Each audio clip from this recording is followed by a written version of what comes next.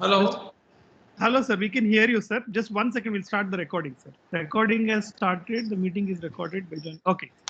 You can start the session, sir. Over to you, sir. Yeah. At the onset, let me thank the team Karnataka NNF for this opportunity. Of course, there was some problem with the audio with the previous connection that we had. I need to make it little short because I'm running. I am supposed to have another lecture at 6:30. So I try to hasten up a little bit. My apologies for that. There are a few important questions about building up NICU, PICU, or any pediatric hospital. And the first question that comes to, apart from the finances, when you are talking about creating a team, the first question is, with whom am I going to do this? And that's always a big question. Now, long back in 2001, when we started my own setup, I was alone. But then after 20 years, the things are totally changed. And in current era, where people want to have a tea of the five-star hotel and want to have all sorts of luxury with a very close eye on the billing also. So not only that, in this current era of medical legal, where the medical legal things are becoming little bit more and more intensive from other side, from the customer side, from the patient side, we are supposed to manage our own things, and in that way my advice would be never alone. I did it, but now after 20 years, I can say it should not be a independent venture. Of course, you will ask me that in the small center, it is difficult to get more people who would be interested in setting up such an intensive practice. So in that case, if you are passionate to do NICU, PICU, you may end up starting a solo practice or individual setup. But your aim would be to build up a team, and that is the way forward. Why team means as time passes by, more and more people would be eager to join you. And depending on the circumstances, you start hiring them, you start sharing with the profits with them, and you can build up a team to a level where a proper institutional setup can be created. In the places where the bigger center, never a single solo setup will not do, because expectations are very high, and in those cases single-handedly setting up the unit will be difficult. Not only that, the finance also becomes a big risk independent if it is independent setup. You need to share finances in current era, and in that case the advice would be to go for a team effort. It may be corporate, it may be individual team, but at least more than one people to start this kind of setup. Now the question is that whether I should join a team of pediatrician or whether I should join a obstetrician. That means the question is, should I marry obstetrician or should I marry a pediatrician? When I'm saying marry, it's not real marriage, but when it comes to practice, it is sort of marriage. So you will understand that marriage is always a sort of a give and take relation. So if you can build up a relation with an obstetrician with give and take kind of thing, then always obstetric practice, if it is NICU venture, then obstetrician is a preferable choice. Again, not a single obstetrician, not a solo obstetrician. Why so? Because once you are with one obstetrician, other obstetrician will not be happy to send their babies to an NICU. And because of one or the other reason, that rivalry is always there and is happening for years together. So in that case, I will expect a team of obstetricians to join a team of neonatal practitioners or the perinatal specialists who would make a wonderful setup. And that's way to go for the bigger setups. Even this kind of marriage will be all right for the smaller setups or the medium setups. I'm talking about district or taluka level, talking about village level, and talking about town or city or metro city level. Yes, it is always a good idea to go with pediatrician, but the problem will be it is always you are looking at the ultimately neonatal practice is mainly prematurity. Your 70% is your premature babies and 30% is your term complicated babies, including congenital malformations, heart diseases, liver disorders, genetic problems and all that. So when you are talking about catering, that 70% you are looking at inborn practices or inborn delivery areas or inborn patients, and for that matter you need to obstetrician in your setup. When you are talking about pediatrician, it is going to be outborn setup. Most of the babies are coming from the outside. They are not delivered in house. As we know, the kind of practice or kind of expertise that others have other than neurologists may not be up to the mark. Labor room outside your setup may not have appropriate resuscitation or transport facilities. So we need to keep in mind that if it is a pediatrician and neonatal setup, all babies are going to be outborn, and you need to really put a lot of effort in transporting those babies after they are delivered. The good part of this kind of setup is that you are sitting in your office or you are sitting in your NICU and babies are powering because pediatricians are bringing those babies. But by doing that, pediatrician would ask for their share because they sent the baby. So before starting, you need to decide what do you want to do. You want to really set up you want to go for a real setup where you got all inborn babies or good number of inborn babies, which can be 70 to 60% of your practice, and you need to build up on that. The kind of work that you do will be excellent because you have got first hand charge of your babies. When it comes to the pediatrician, how the babies is managed in the delivery room, you never know. And at times, on the day or two or day three deterioration that you see in the NICU is related to the thing that has happened in the labor room, which you are not aware of. So, up to you to decide what do you want to do, open setup or a closed setup. Open setup is the one where babies are coming from outside. You are sitting there. You will have good number of babies. Most of the beds will be full because pediatricians are their agents are bringing the babies. When you're talking about sitting with obstetrician, you have small number of babies, but the probably work satisfaction will be huge, and that is what I think. So if you ask me, should I marry obstetrician, pediatrician? I'll say, don't take it wrong. I like to marry both because I want to keep a balance between these two. Neither I can ignore pediatrician nor I can avoid obstetrician. I need to keep a balance. And for that matter, if finances permit, then we should go for a bigger setup. When you are starting a scratch or a small setup, you may start with the exclusive NICU or PICU practice with your PICU colleague. You are looking at NICU, someone is looking at PICU, and then gradually getting your inborn unit after some time. Depends on how the practice is developing. So question would be, with whom shall I start my practice? I don't have one answer to that, but I already discussed what is positive and what is negative side of patching with either of them. How do you decide? First, there are many factors that we know, whether to go for a team practice, solo practice, obstetrician or pediatrician.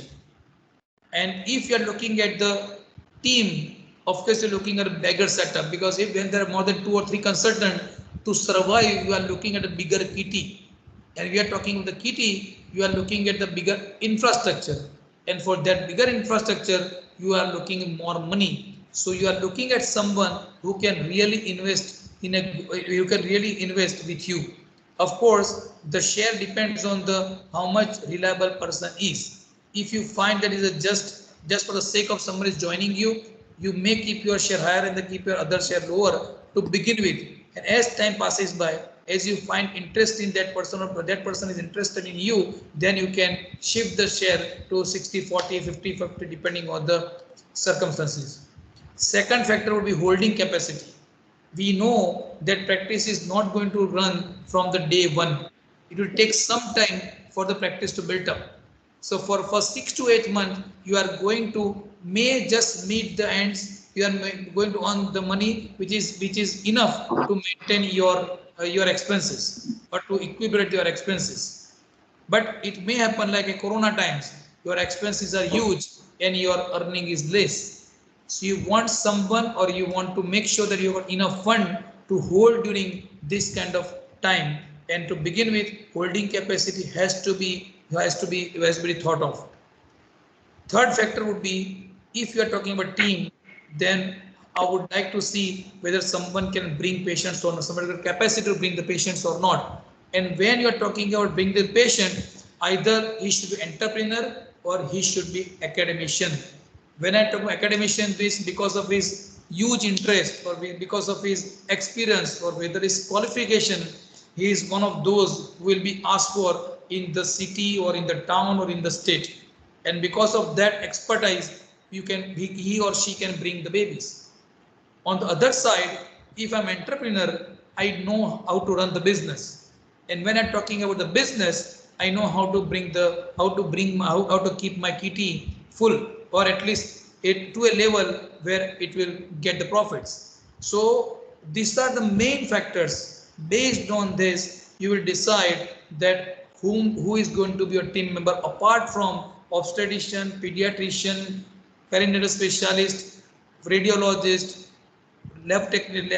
pathologist. So many people are there, but your setup, your whole organization will have this kind of people who will bring good to your institutes.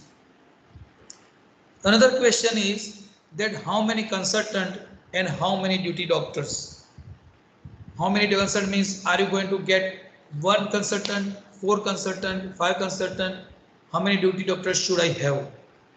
Obviously, this depends on the kind of business that is being generated and kind of work that is going to happen in coming days. So it all depends on the occupancy and not depend on the size of the NICU. I would say that if you start with a reasonable number. I started with only 4 beds, but that was 2001. And as time passed by, I kept increasing the numbers to a level. Now we are. So Ashish sir, kindly unmute, sir. Kindly unmute. Hello? We can hear you, sir. Go ahead. Yeah. So from where should I continue with this now? Yes, sir. Continue, sir. Okay. So depends on the business getting generated. You need to decide about the consultant and duty doctors. But to start with, you should have minimum number of people, and then as the things are going on, you can start hiring more and more people around. So for example, when I started, we are only four beds and only 1 consultant. That was 2001. As time passes by, now we are going to 60 to 70 beds with now 5 consultants.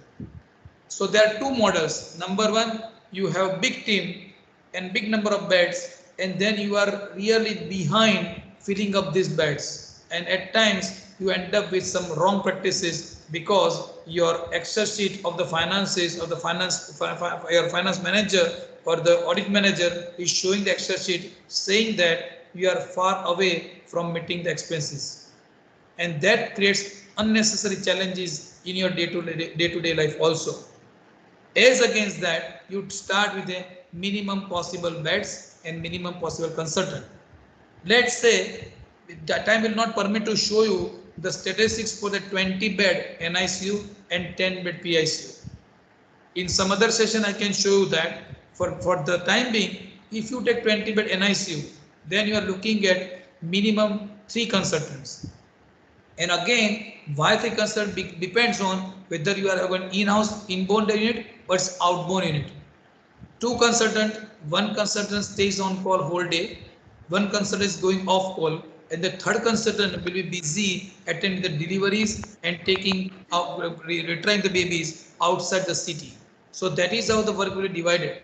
And I'm pretty sure with reasonable charges, if your 60% occupancy and 12-bed occupancy is there, you can have a reasonably good profit with this kind of system, provided all of consultant understand that to begin with, your profit margin will be less. As time passes by, you can hire more people, and you can get more and more bed spaces, or you can get more and more cribs to keep. You can expand the NICU as time passes by. So it all depends on the occupancy and not depends on the size of the NICU. You can have bigger NICU, but occupancy is not there. I don't think it will help us out. There was disturbance. That's why kindly unmute, sir. I muted all. Unmute, sir. Someone keeps on unmuting me. Hello? No, sir.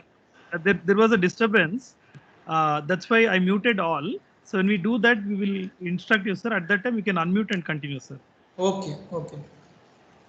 So the way to go would be that prepare a Excel sheet of the bed occupancy each day versus monthly expenses. How does this work?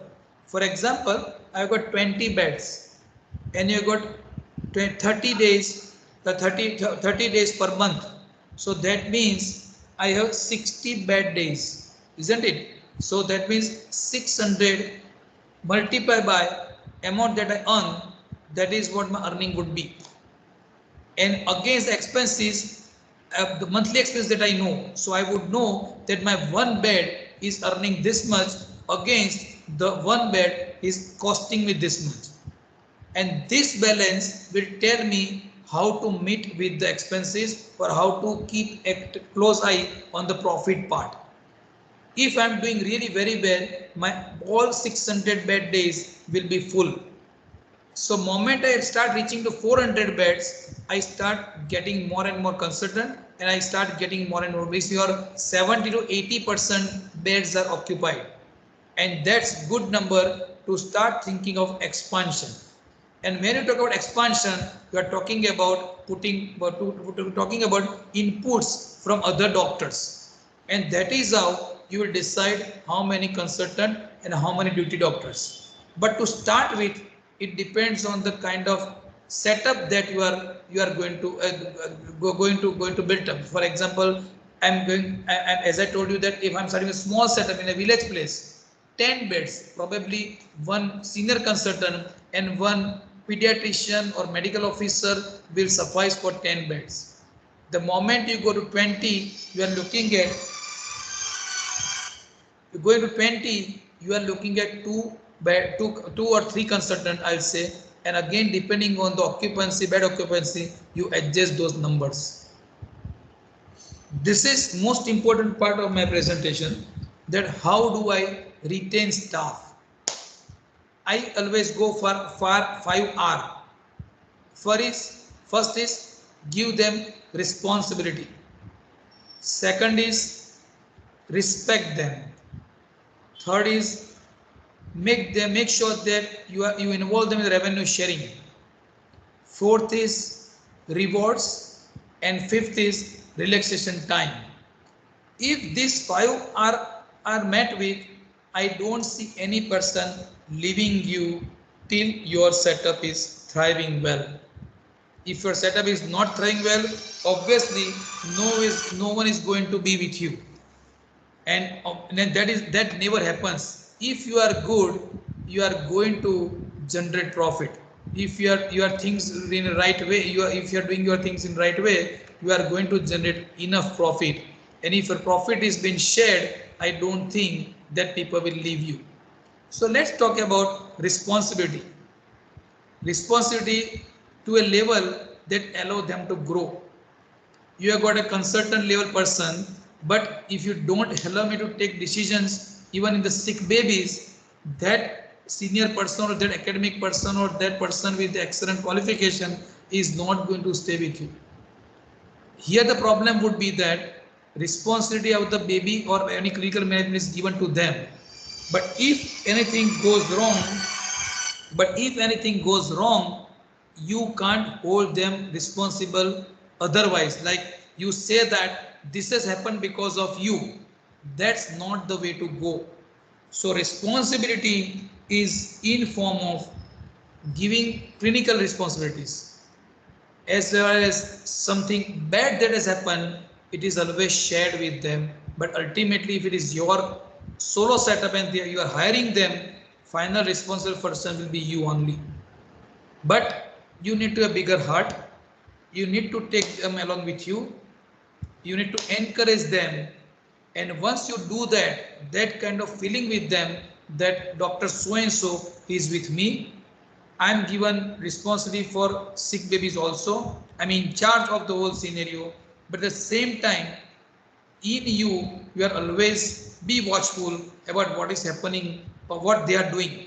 Why so? Because if anything goes wrong, it is more your responsibility, less will be his responsibility, his or her.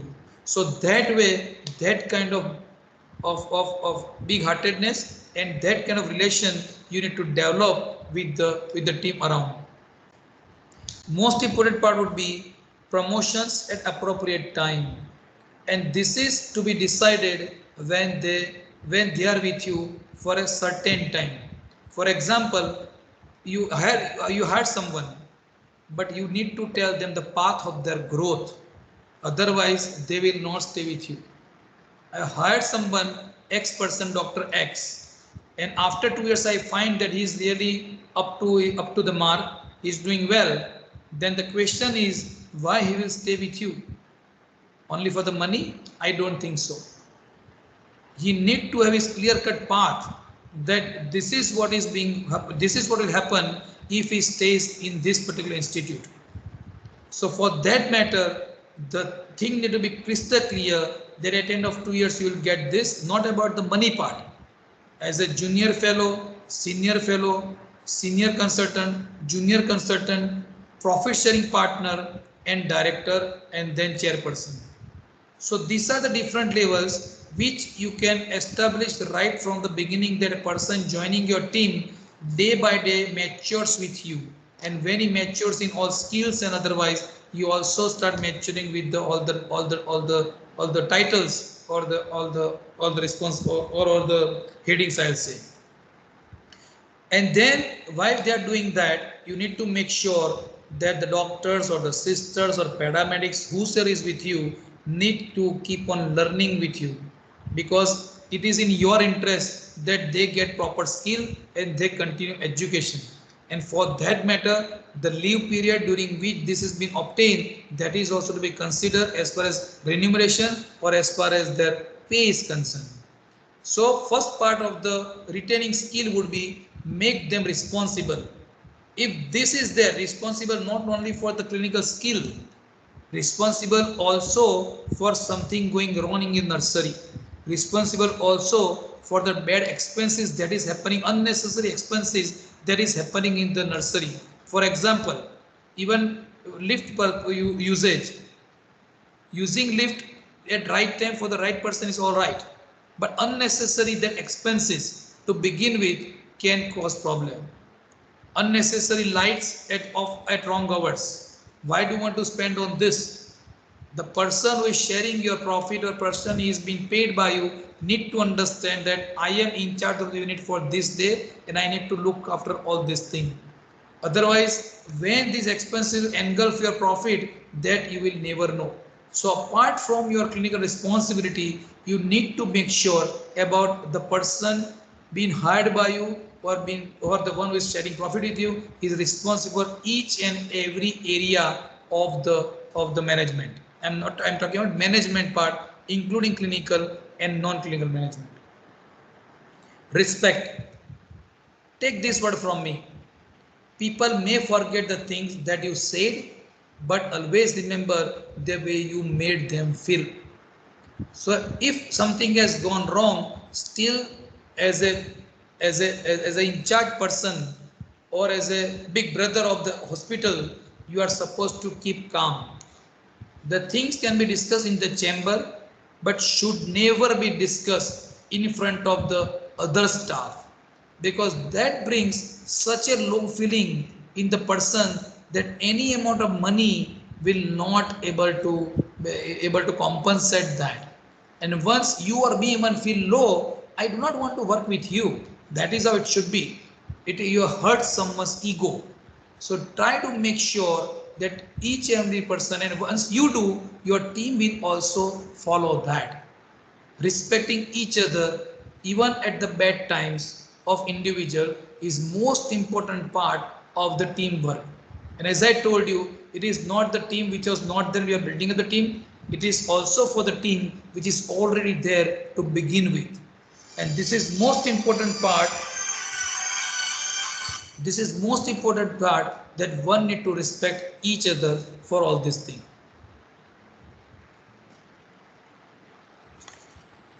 Third is revenue sharing. And this is important part. If I stay with the team or if I stay with the organization is growing, but I am not growing as far as my TT or my own individual pocket is concerned, that equation will not work. People who work with you, they're intelligent enough to understand that Dr. Mehta started getting more babies. Dr. Mehta started saving more babies, becoming big name. If all this good part is not shared with your team, then people will not stay with you. They will find you a greedy person. And no one would like to stay with a greedy person. So for that matter, this slide is very important for those who want to venture in a bigger setup. Just a minute, I'm busy in the webinar, I'm sorry. So for that, now look at this. I'm attending webinar, my team is there, but still the patient would like to call you directly. And as a responsible person, I can say that there's a fourth missed call, I need to receive that. This is a part and parcel of the individual practices. Anyway, we'll go ahead. Revenue sharing. Tie a part of employees' wages to company's performance. I'm talking about part of it. And why so? Because you have got fixed pay. X amount of the money is your fixed pay. But if you are doing well, company will do well, company will do well, will get more profit. If I get more profit, I'll share with you. And if that kind of culture is getting into each and every person in the hospital, things will go different way. If you talk about your pay is this much, it is something like 10% of my profit last year, but then you will think that what is going to happen this year? You are making huge profit this year. Then you are talking about the profit to be shared. હું busy છું નર્સરીમાં lecture લઈ રહ્યો છું. You are talking about last year profits to be shared, and that will not go right way. You are supposed to share the profit depending on the person's expertise. So as far as revenue sharing is concerned, it can be two things. Number one, the standing of one particular person, again doctor, paramedics, medics, anyone in the hospital. But simple staying in the hospital is not enough. Along with that, because of his effort, the company need to see that because of him that we are doing so well. So that is to be appreciated. And then whether he has started learning more or not. The one who was based in the ventilation, now time has changed from synchronized ventilation, whether he is putting the volume guarantee on or not. From simple intra-arterial monitoring, whether it's getting into echo or not. So whether it's progressing in his own knowledge or not. If he's progressing in his own knowledge, he is going to be a big asset for the hospital. To retain him, I need to share my profit with him. An individual who is intelligent will understand all these things. So before he thinks of getting more money or more share, I'll come forward to offer him what he's thinking about or what he deserves. If that happens, that means person will not able to think anything other than your setup. And on the other side, he has a fixed pay, which is assured amount or assured salary. In Corona time, we could not offer any profit sharing to anyone, but everyone is working hard because they are assured their fixed salary will be offered. So they knew that out of my pocket, I'm giving them the salary. So they're obliged to me. And when the things got better today in current era, that they will also start working hard, thinking that boss looked after them very well in the time of crisis. And that is how it is important on other side. This is what is important, that fixed cost also, because that minimum amount that is to be given to your staff is this, and based on that you can also work your books. Fourth is rewards. Most important part is that should go beyond their monetary compensations. The reward will be such that it should carry be such an amount or such a vacation which is free of cost, which is being offered by the institute, that they'll be very happy to achieve those rewards and say in the front that I got this reward.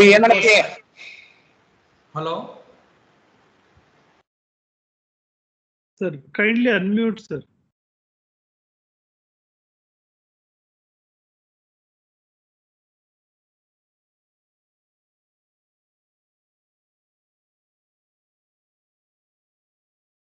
Unmute and continue, sir.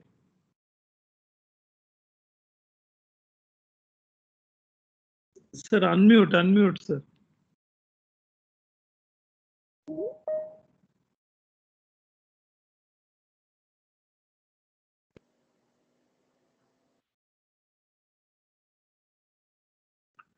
Unmute, sir.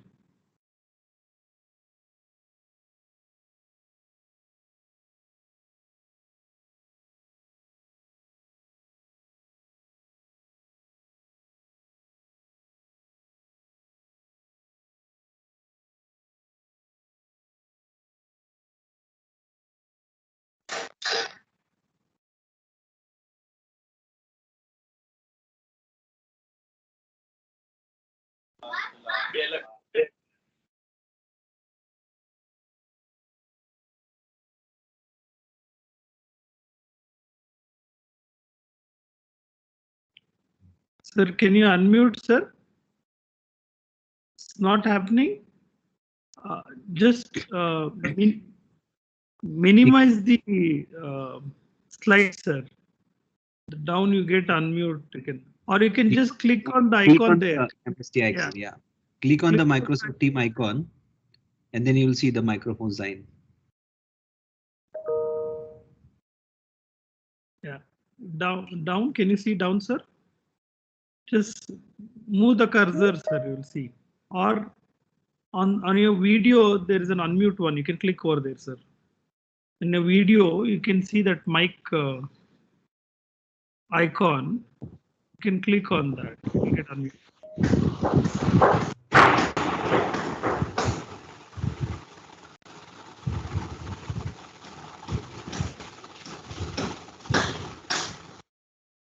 Prashantha, call to his mobile and tell him. Call to his mobile. Tell him.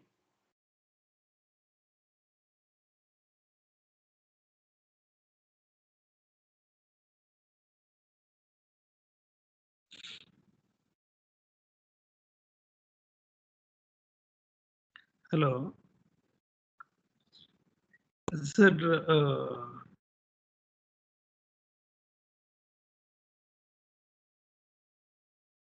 Prashantha, next time don't unmute.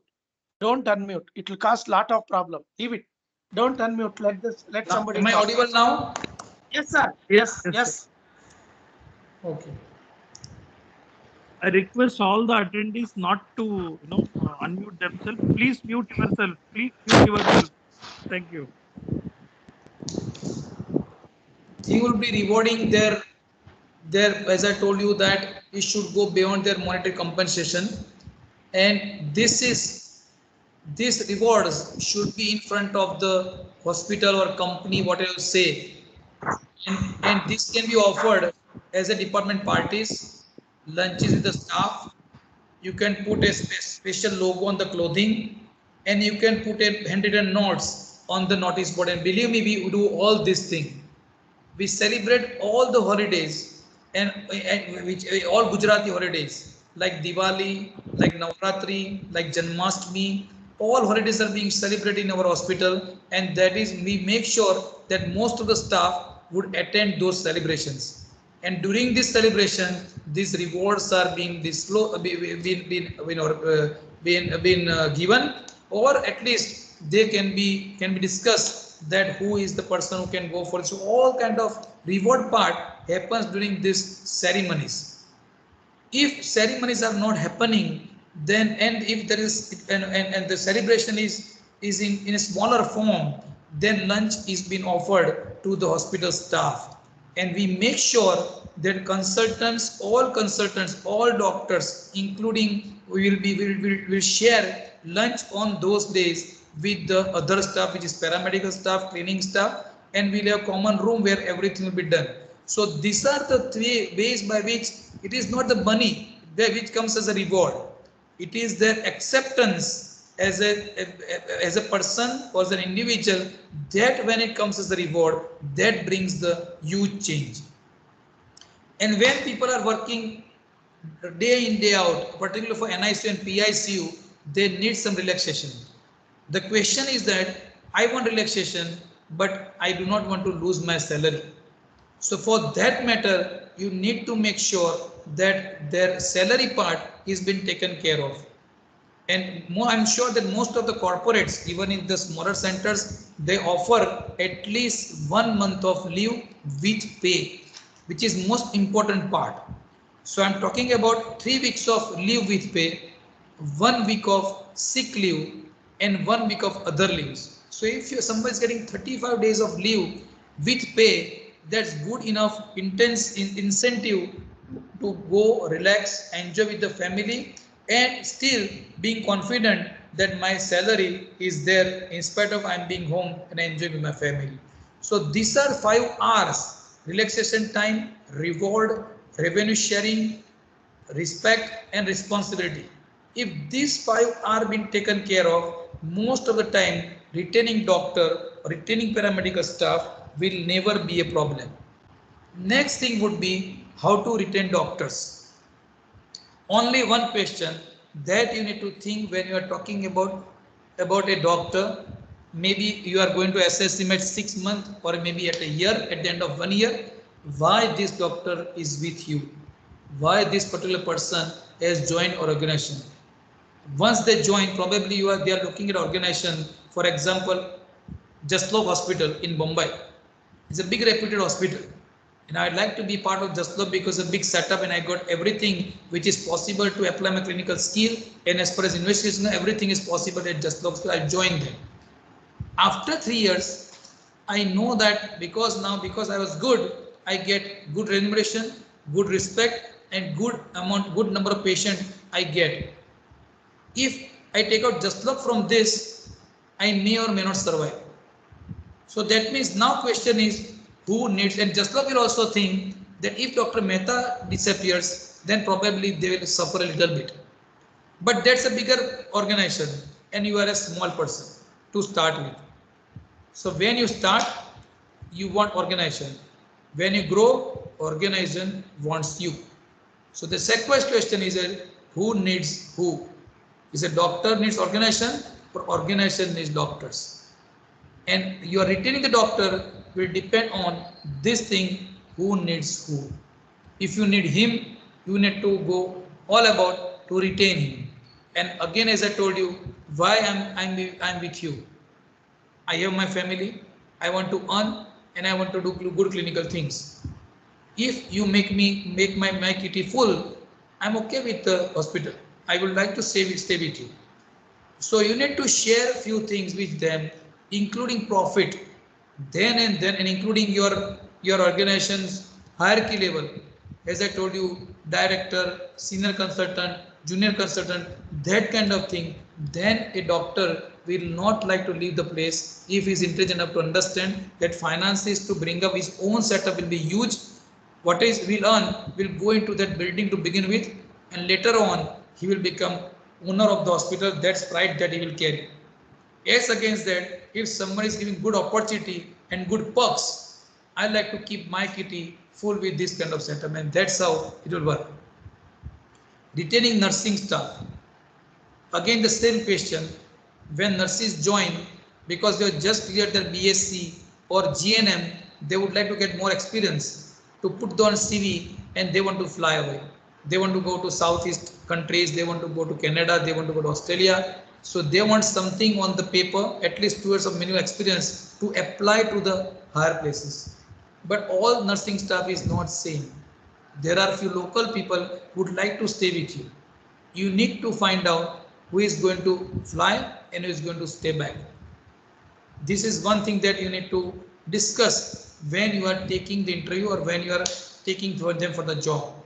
And I find most of the people very truthful that, sir, I'm with you for 1 year. And I say, why? Because after when I'll do this. So you need to put that small mark on that CV that this particular staff is going to be with you only for 2 years. The mindset is very clear.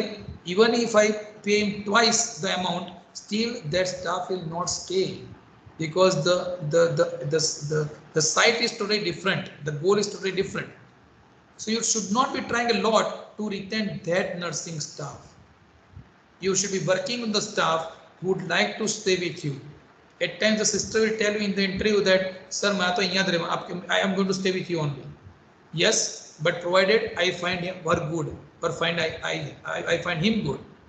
So again, it is about who needs who. And 80% of the paramedic staff is good enough if you are good to them. If you train them well, they are trainable, very much trainable. Only issue would be you are worried that they will leave you, they will go to next door hospital.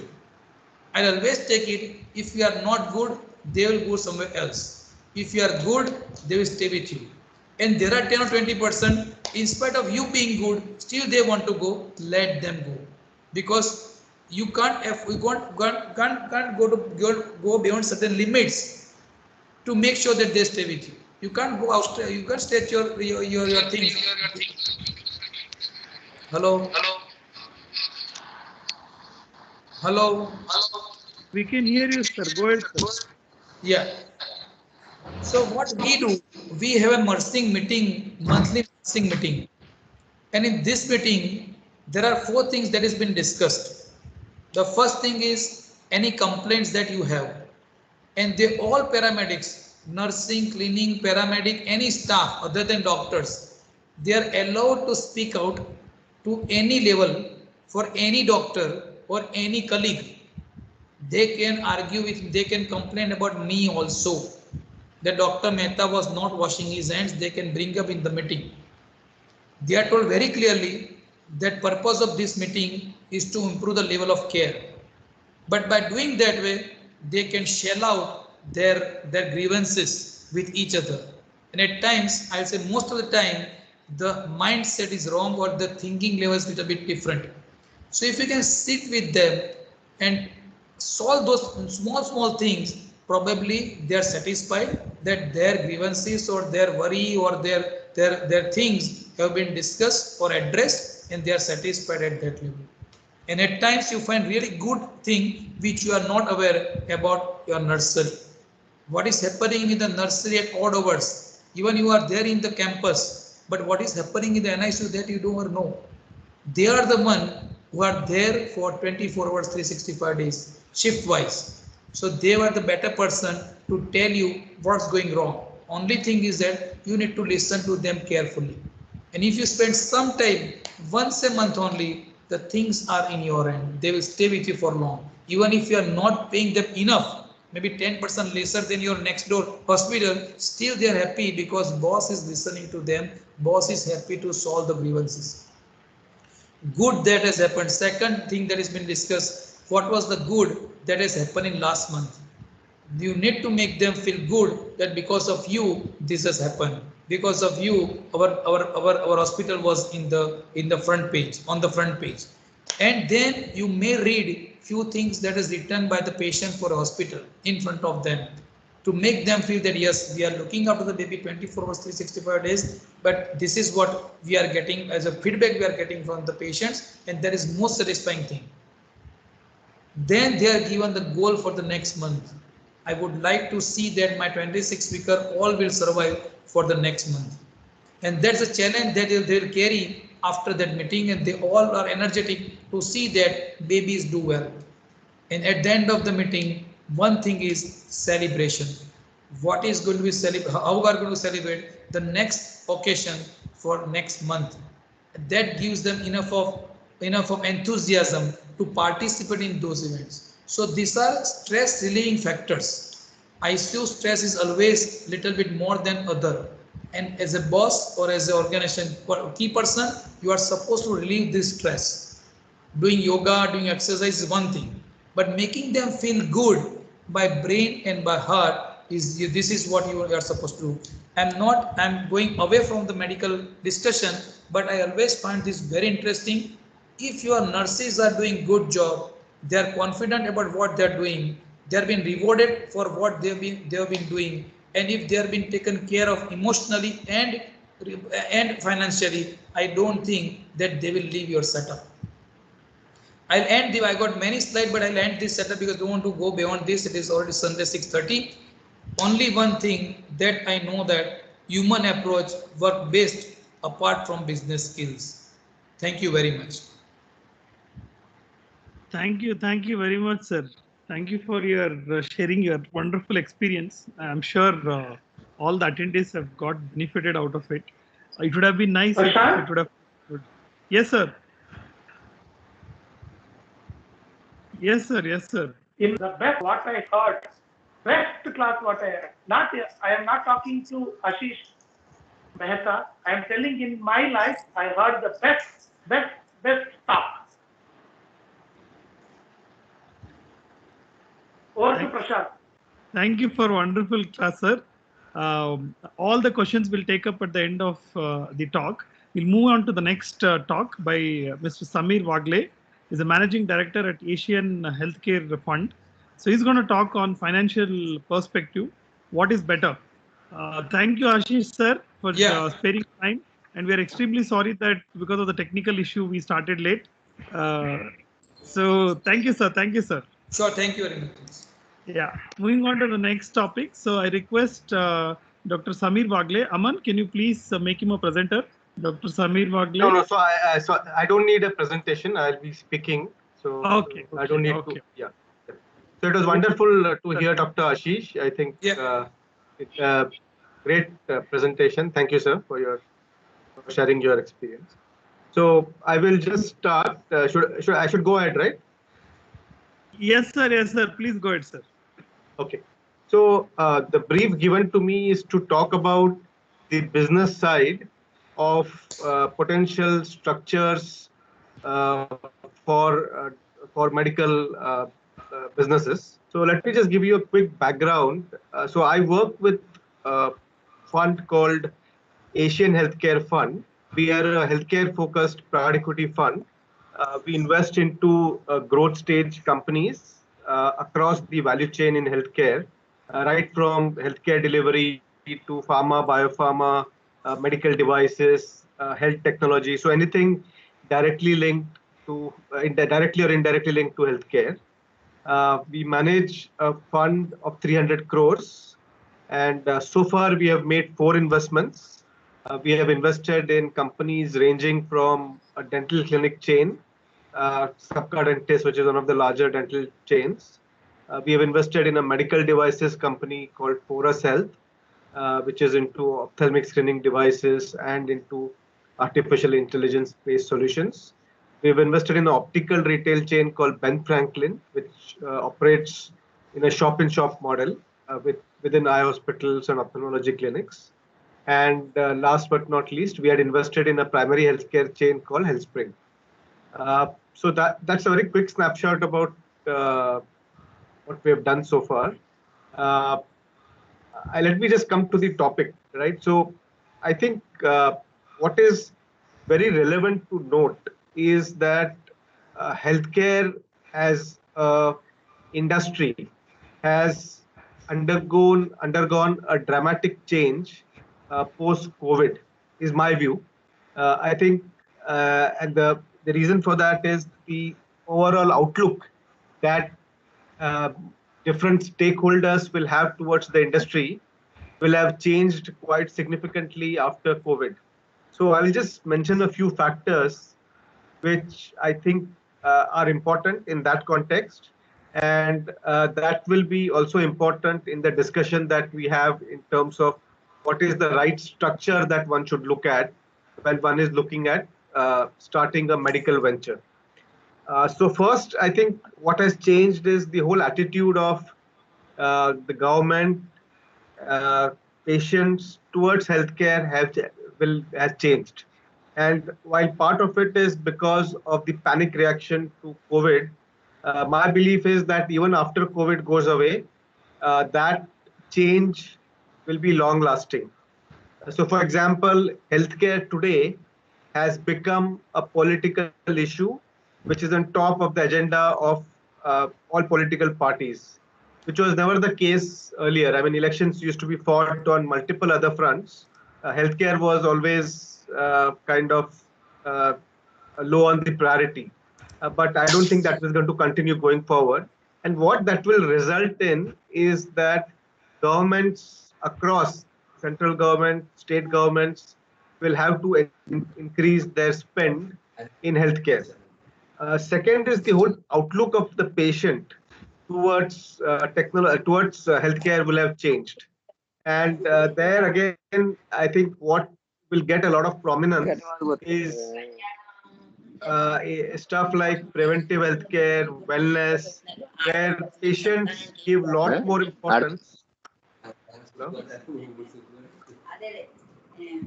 Uh,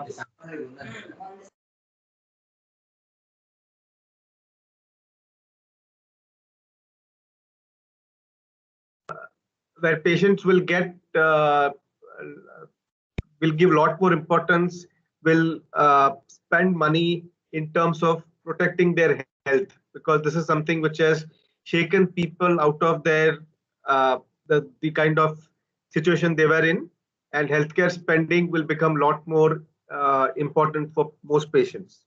So these are the broad two macro trends, and what that is also doing is a few trends specific for the healthcare industry. The first is the whole formalization of the sector. So I think at least what we are seeing today is that there is a lot of movement of patients from the individual doctor practices to the more organized chains. And the reason for that is that typically the organized chains have a larger base, a larger buffer to protect themselves in a crisis situation like this. I mean, today, the reality is that all non-elective medical procedures has taken a big hit, whether it is dental services, eye services, unless there is a serious pain issue or a serious problem which has to be managed in a immediate short term, most patients have postponed or delayed their procedures. In that situation, uh, doctors who are running their own practices have been hit more because they have to take care of the fixed costs while seeing their revenue come down drastically. As compared to that, organized chains are slightly better. So it's not that they are not hit, but they're slightly better because they have a larger universe. So even if one location they're underperforming, some other location they might make up for it. Also, they have surplus which has been built up for a period of time, and therefore they have more room to see this crisis through. So that is the first part. Second part is patients also, I believe, will also give a lot of value to the brand, where they believe that organized chain has the ability to put in lot more safety procedures, follow standard operating procedures, give training to people who are doing these medical services, and that will give the patient more belief that he or she is safer going to an organized chain as compared to a single doctor who may not have the bandwidth and the financial capability to take care of all this.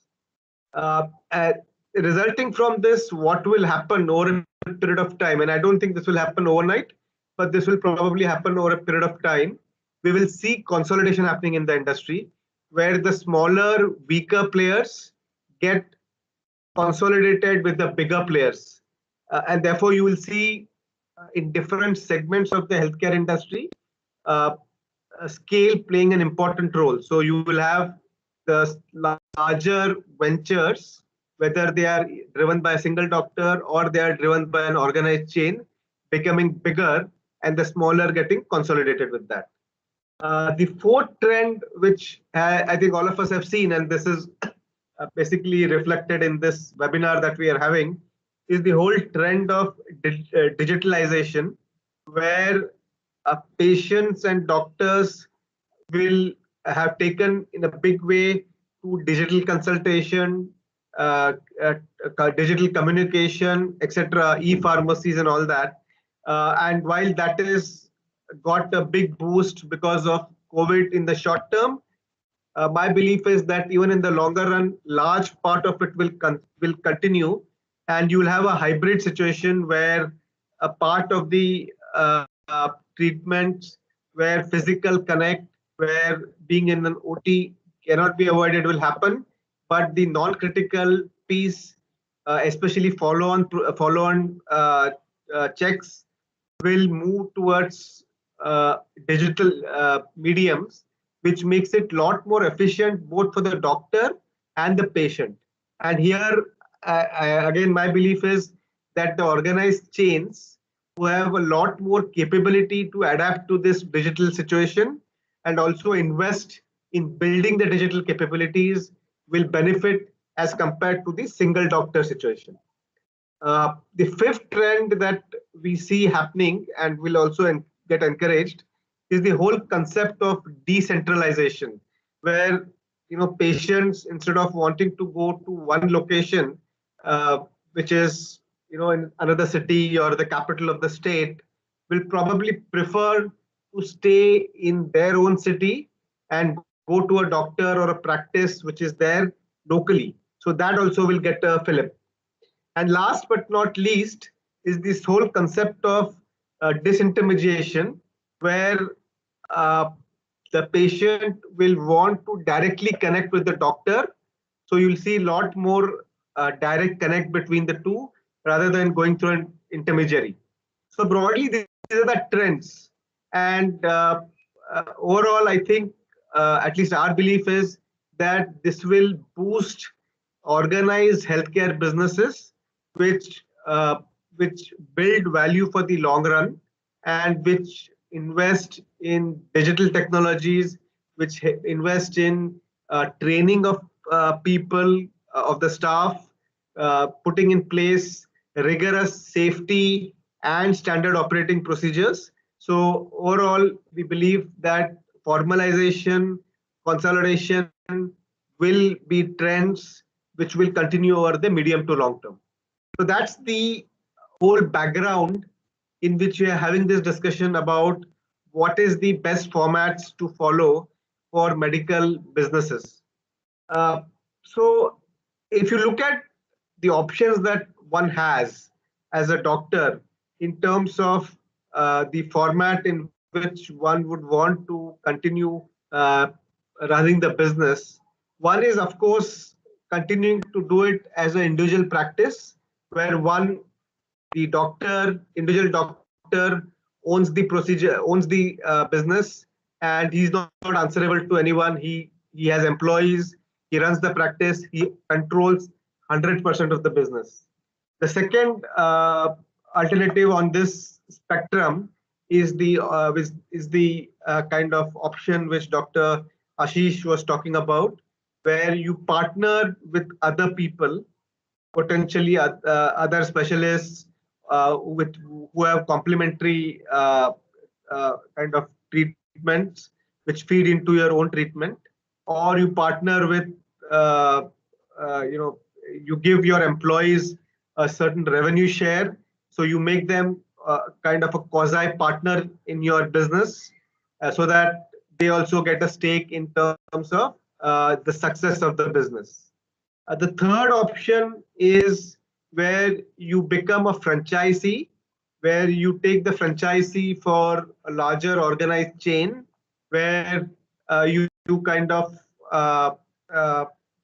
there are a lot of these businesses, whether it is dental chains, eye care chains, or Ayush-based treatment businesses, where they would appoint doctors as a franchisee, where the franchisee has autonomy in the way he or she runs her own center, but and the franchisor will give uh, uh, basic kind of material, training, technology, support, etc.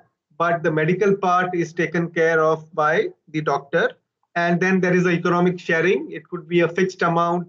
It could be a variable amount where you share with the franchisor. So that is the third one.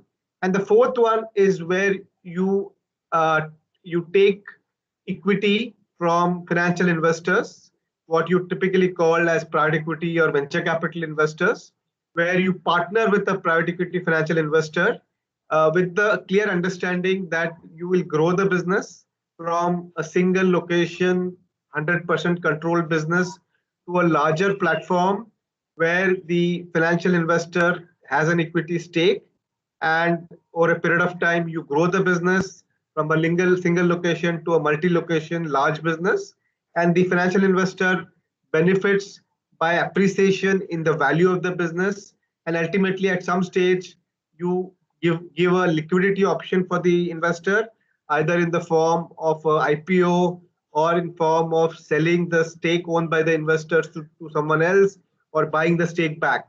So that's how you create value. So there is this whole spectrum of options available to you as a doctor. You run the business 100%. You partner with other doctors or other service providers. You give share in the economics to your employees.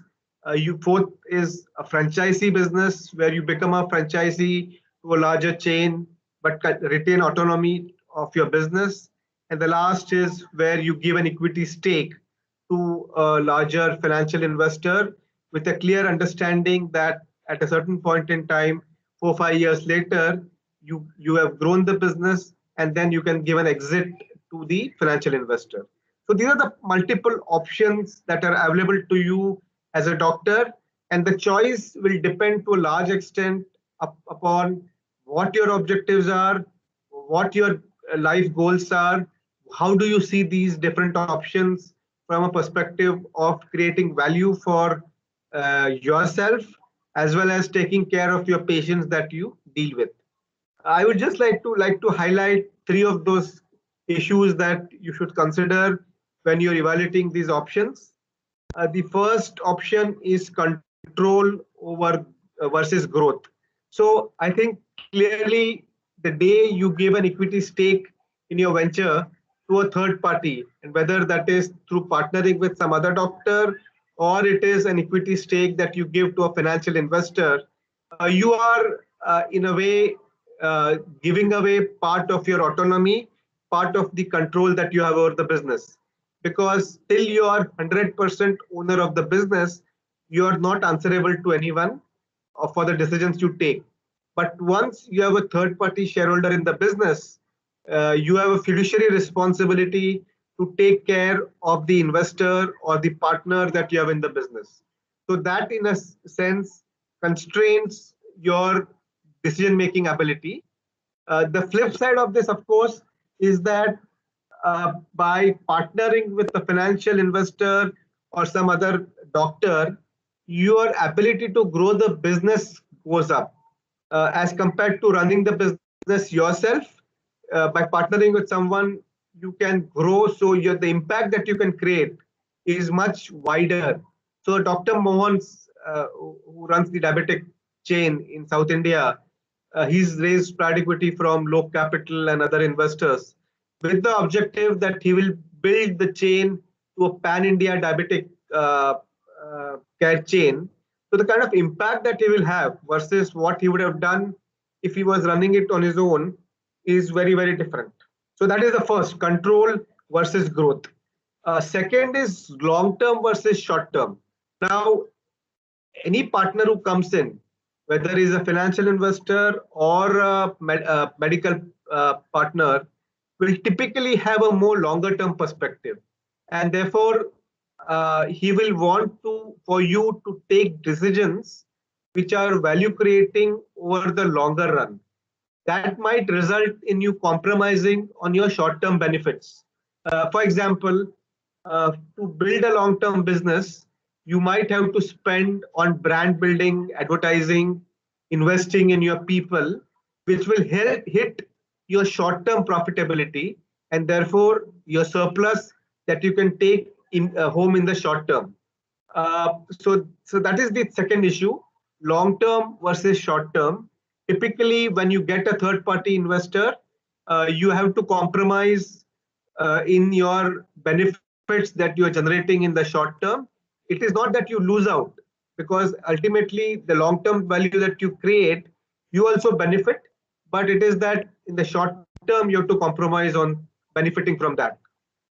The third is uh, the whole growth potential, because it is very simply that as a human being you might be the best doctor in the world, but your capabilities, ultimately no person can singly do everything. He has to partnering with someone who has expertise in other areas.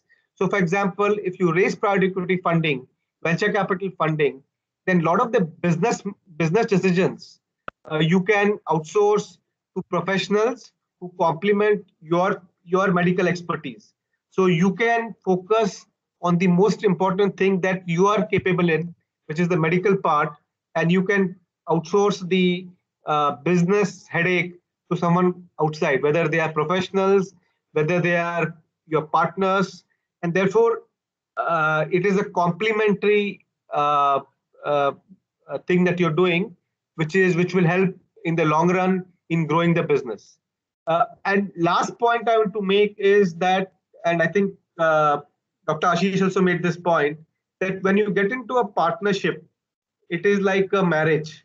Whether your partnership is with another doctor or whether it is through a financial investor or a strategic investor, it is ultimately a partnership, which is like a marriage, where both sides have to keep investing in it for it to continue.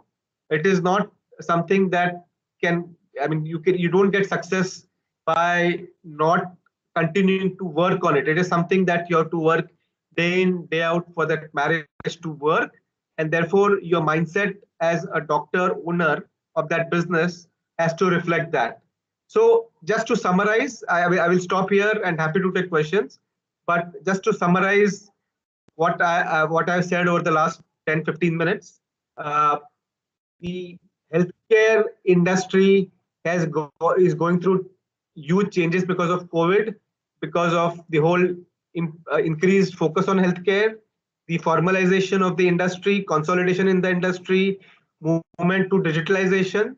So it offers a great opportunity for all healthcare players, doctors, etc., to benefit from this. And there are multiple options you have to run the business as your own, partner with other people, franchising, raising money from financial investors. And you should look at different aspects of the situation before you decide which of the option you should go with: control versus growth, long term versus short term, partnering with complementary people with complementary skill sets, and ultimately the requirement to work on this partnership in a marriage mode. So thank you. Appreciate your patient hearing and happy to take questions. Thank you, sir. Thank you, sir. The questions we'll take after the end of the session. Two more talks we have. Now I request Dr. Adarsh, he's the home group of hospital director. So he'll be giving his insights on this today's topic about the which one is better. Dr. Adarsh. Prashanth? Yes, sir. Can I introduce Adarsh, if you don't mind? Please, sir. Please, sir. Adarsh, are you there? Adarsh? Adarsh? We can see him and mute us. Adarsh? Your voice is not heard. Can you? I think microphone looks fine only on. Adarsh?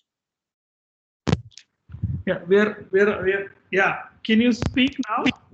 If you've joined through Adarsh? computer audio, his voice Adarsh, is can not you hear heard, sir. me?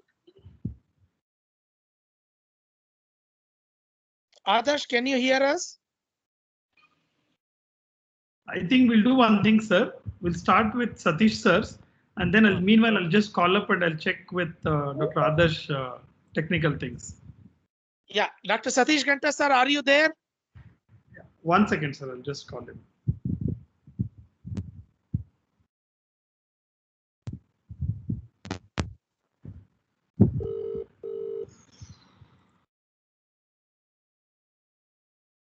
I can see both of them in the panel.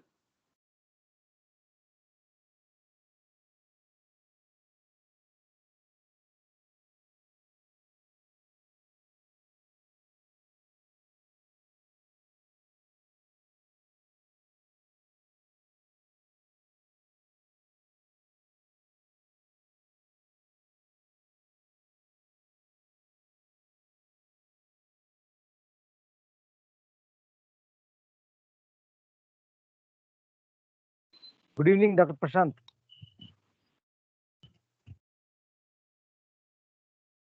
Sir, Satish Ganta, sir, can you hear us?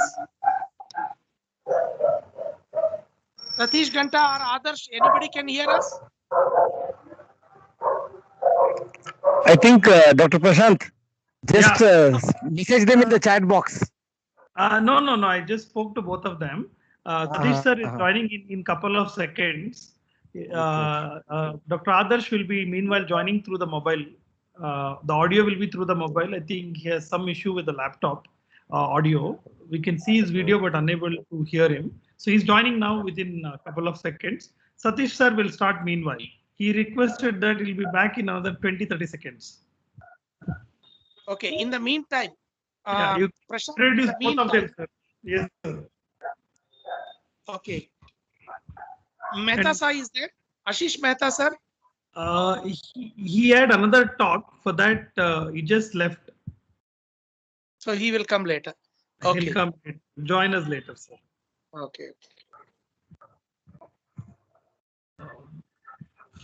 So we have, yeah, I think Satish sir is joining now.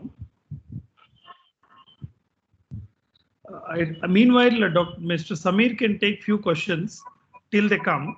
So we request audience, Mr. Samir. Yeah, I can take questions. Sure. Yeah. So I request, Satish sir came. Okay, we'll start the session. So Satish sir, you can start your session, sir. Dinakar sir, may I request you to introduce, sir? Dr. Satish sir, Satish Ganta, ಕೇಳಿಸ್ತಾ ಇದೆಯಾ? Satish sir, you have to unmute yourself, sir. You have to unmute yourself. Unmute. Satish sir, you have to unmute.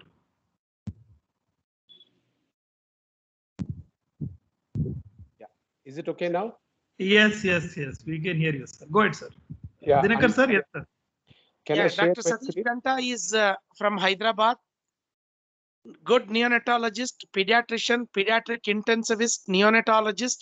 More than anything else, Little Star Hospital founder, chairman, one of the partner, director.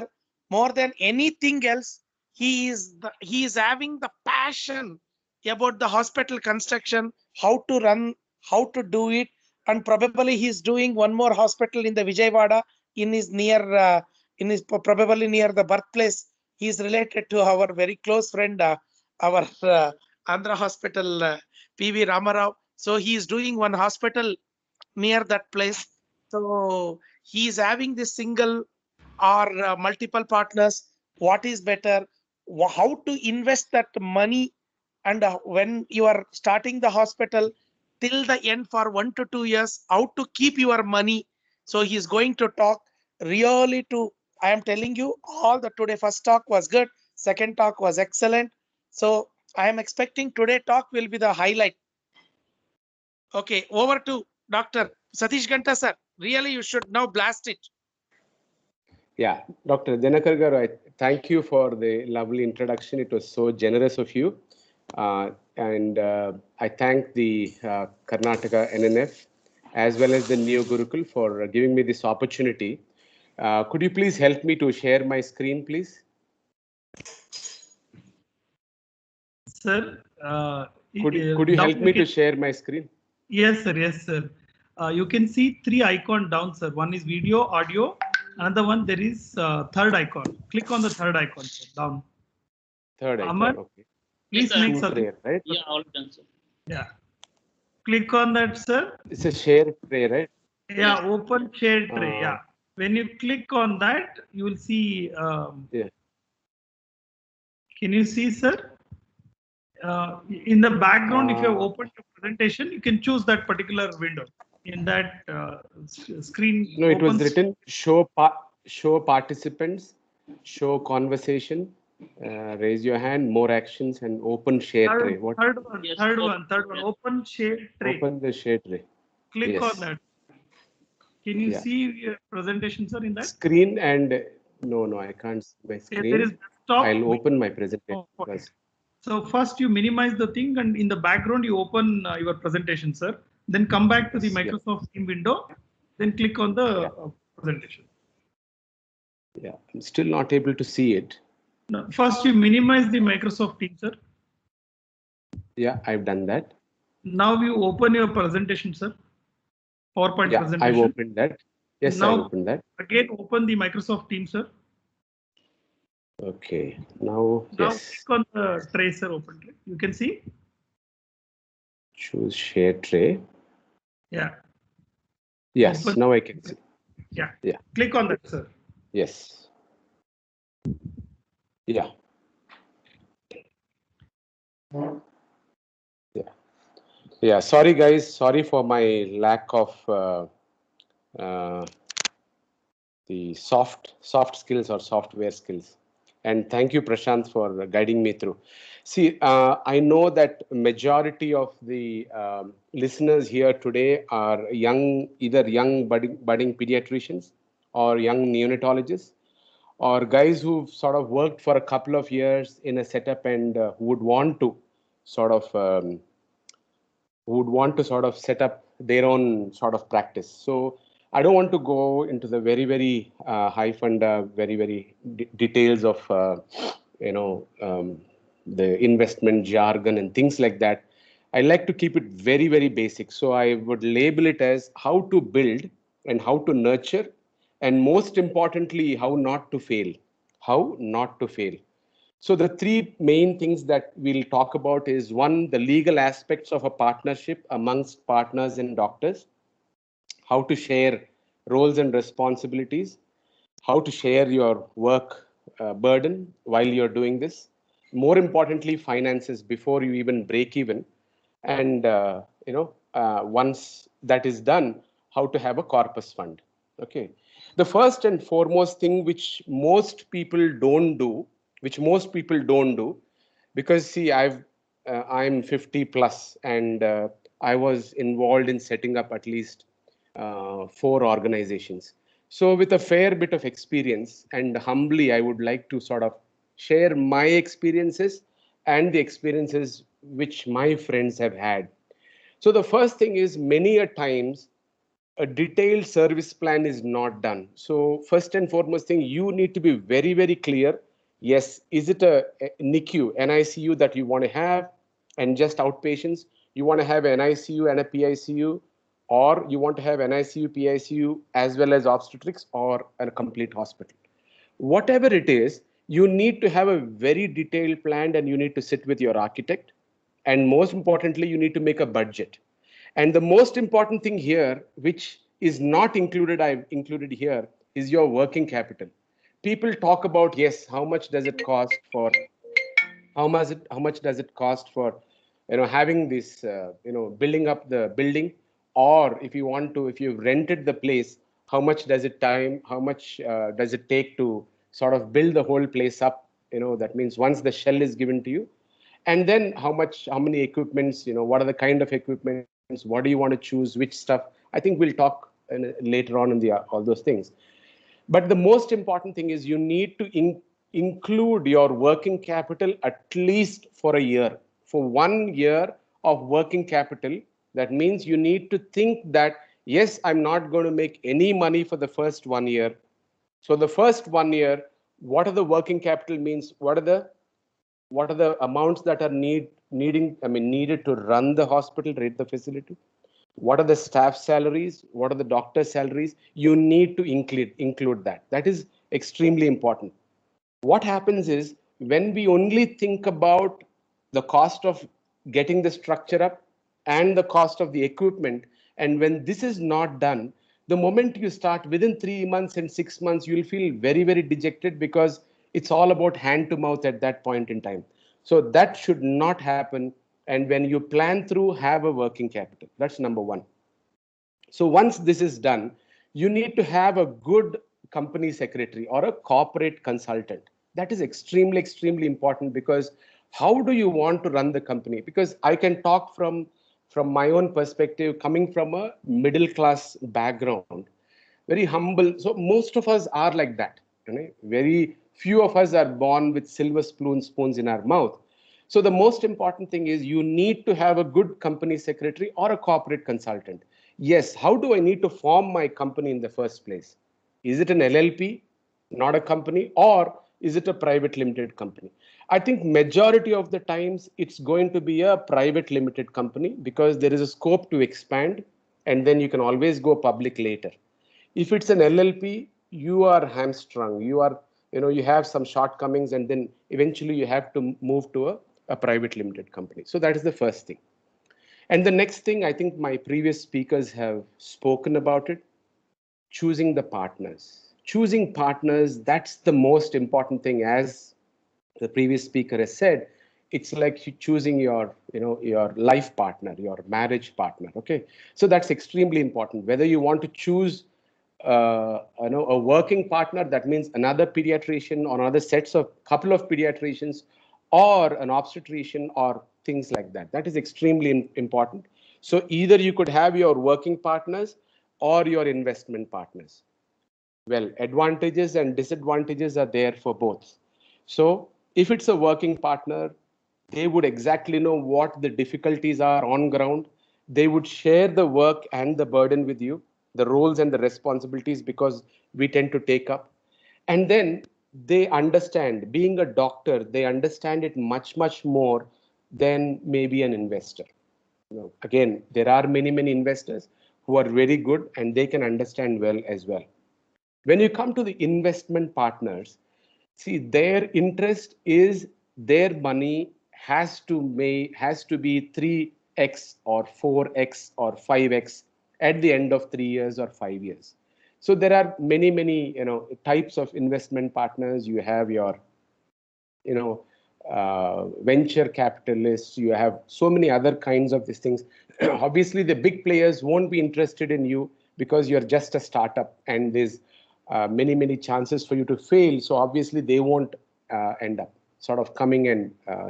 So it is usually the HNIs, that means high net worth individuals, who have money to want to invest in your sort of setup. But again, the most important thing here is you need to have a good set of people who have, most importantly, individual ethics. So that person whom you choose, like how you choose your life partner, they have to have very, very good individual ethics. At the same time, when you sit for business, you need to have your business ethics as well. So, and when you do this, you, most importantly, when you sit with your partners, you need to have an agreement, because it's like marriage again. When you're about to marry, when you're wooing somebody, when you're after somebody, and when you're really wanting to marry a girl or a girl wanting to marry a boy, things look all rosy, hunky-dory, very, very nice. You're enamored by the beautiful things on the outside rather than what happens inside. It's only that you get when you're married for 2 years, 3 years, 5 years down the line, the real sort of difficulties. So there is something very, very similar to marriage. I'm just taking this up from my earlier speaker, who has done raised this analogy of a marriage with your sort of with the partners that you're going to hold. What is more important is just like how it is in the West. You see all these celebrities who marry, they have something called a prenup or a prenuptial agreement, right? So that means prenuptial agreement is when you are all together, it's very, very nice. But when you want to separate, you have very, very clear guidelines how you separate. That means how much you share, how much you go, how much stays in, how much is a common property, who takes care of the children, and all these things. The most important thing here in India, many a times this is not done. So I request all the guys who are listening to this, this is the most, if there is one important thing, single most important thing that you need to be very, very clear, it's not about how good a friend your friend is. No, it's not a good how good your boss is. It's not a good how good your relative is. It doesn't matter. It could be a good friend. It could be a relative. It could be a very, very close relation. Trust me, it will completely screw up your relationships. Trust me on this. It will completely screw your relations if you don't have this agreement, if you don't have this MOU.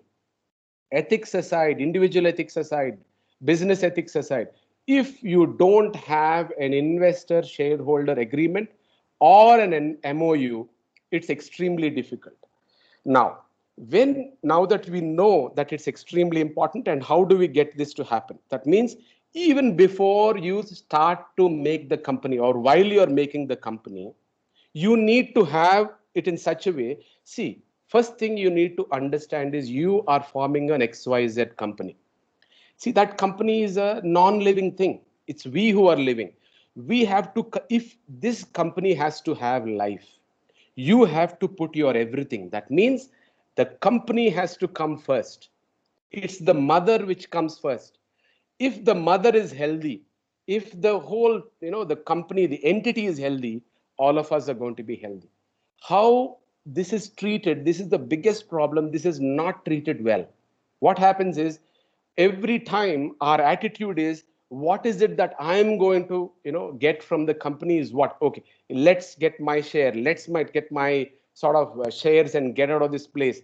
Those are the usual bickering that's going to happen. Sorry for using these words, but I think it's better to be sorry now than be sorry later. So it's nicer to have all these kind of discussions now rather than have it much, much later. So what you need to do is you need to have a proper MOU where you are going to, each one of you are going to support the organization first and not, not individual persons. Let us say there are 4 partners and the cost of the project is 20 crores. You intend to take 10 crores loan and you intend to invest another 10 crores, right? No, you have to put your shares, your money. At the same time, you have to have your bank has to give you some money, and obviously you have to put in your properties as a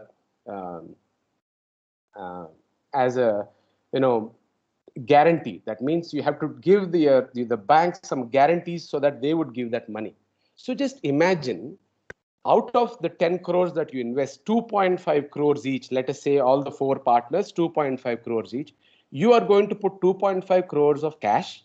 At the same time, you are going to put roughly about 2 to 2.5 crores of property, which, against that property, the bank is going to give you a loan, right?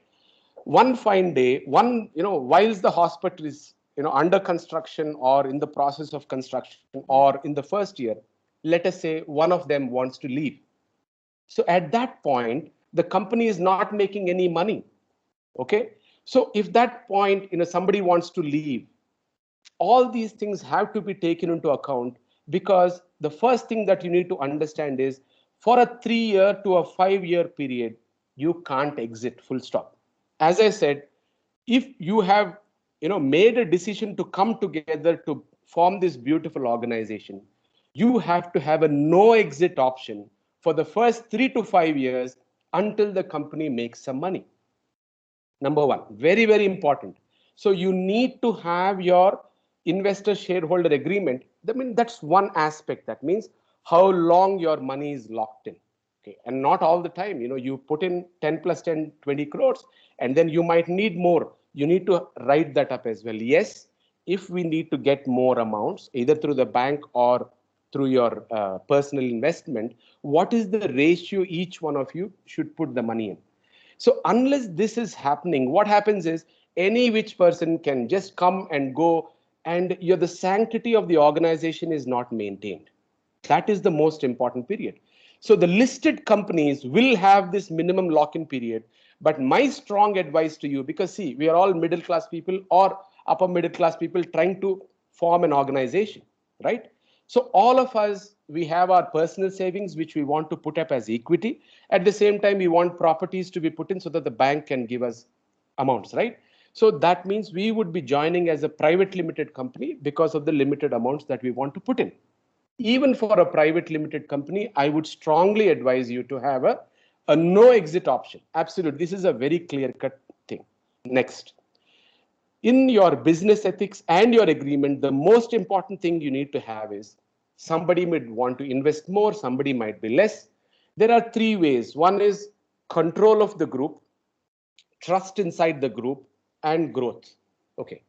If, let us say, one is the big brother and he wants to invest more, all the other three people should need to understand that, yes, there's one big brother who holds 51% and who will actually call majority of the shots. Sometimes that might be working. That does work. And that is one way a company works. There are many, many hospitals which are run this way. Some companies, as I said, you're investing 10 crores, 2.5 crores each, and four of you do 25, 25, 25, 25%, where nobody has a majority and everything goes with trust.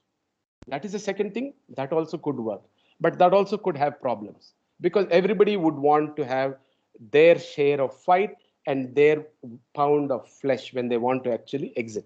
See, the problem does not come when everything is going smooth. Yes, it can come when it's going smooth. When the going is tough, that's when we start bickering. That's when we start fighting. When things are going, when it's profitable, again, how to, share and how to sort of have a understanding of how do you share the profits. That also we'll talk about it later.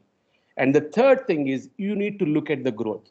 Whether it's 51% somebody is holding and the remaining 2, 3, 4, 10 partners are holding 49, or everybody is holding equal, nobody is having a majority. If you put that on one side, the most important thing is growth. That means you see Reliance.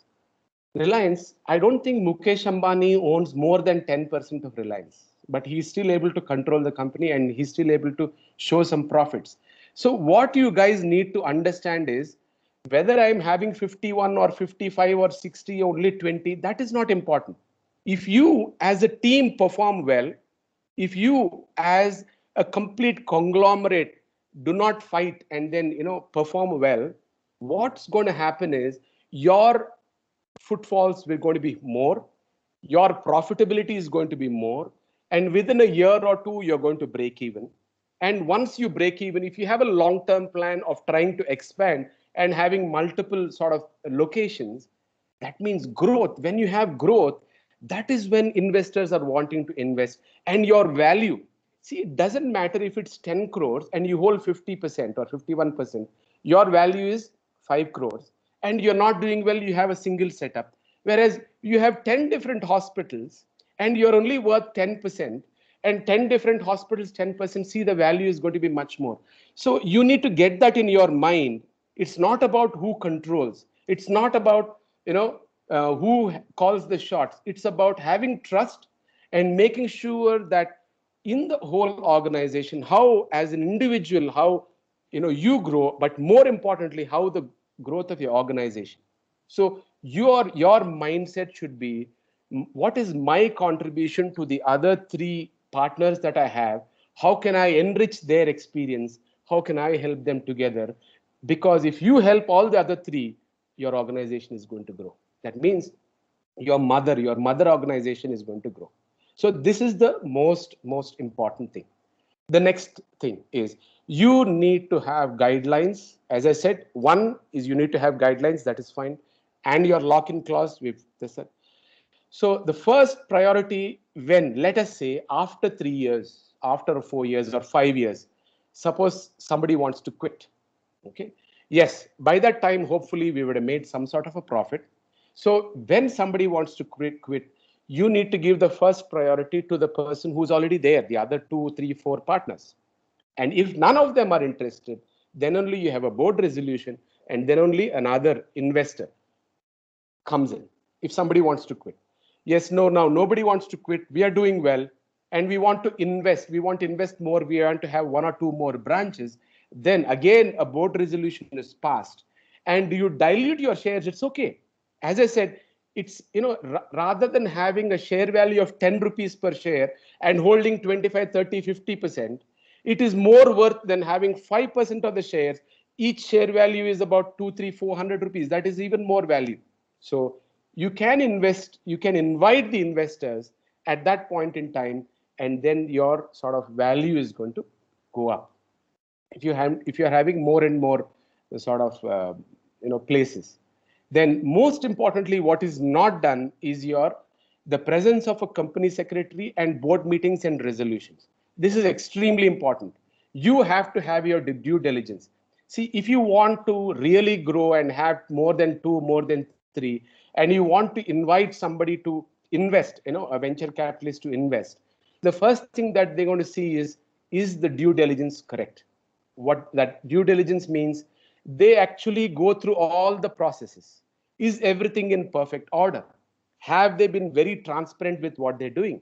So if you want all those things, you need to have a company secretary, and you have to have periodic board meetings with all the resolutions. Okay. So once this is done, yes, we are in good place. We need to share the burden, right? Until the break even happens, it could take a year, it could take 3 years.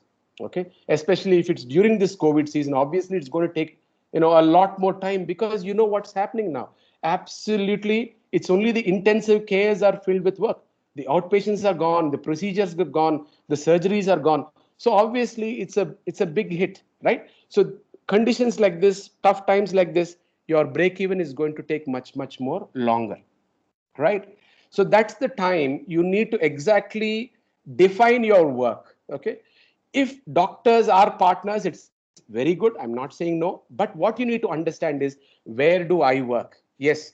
Do I need to put my effort into my medical treatment? Do I need to do into the micro level admins of everyday thing, or I need to do my macro level admin? Okay. The most important thing here is, guys, please understand, what gives us satisfaction is our, medical work, our professional satisfaction. Do not at any point in time lose out on that. If you don't want to lose out on that, so you need to concentrate on your medical work, number 1. Number 2, the micro level administration should be done by somebody else. The daily nitty-gritty things, soft kind of things, let somebody else do it. Where is the IR today? How many people are on duty? Is the security there or not? The moment you start getting into this, your medical work suffers. So just get out of that mindset and employ a good manager, a GM operations, 1 or 2, who can do this mundane things. Okay.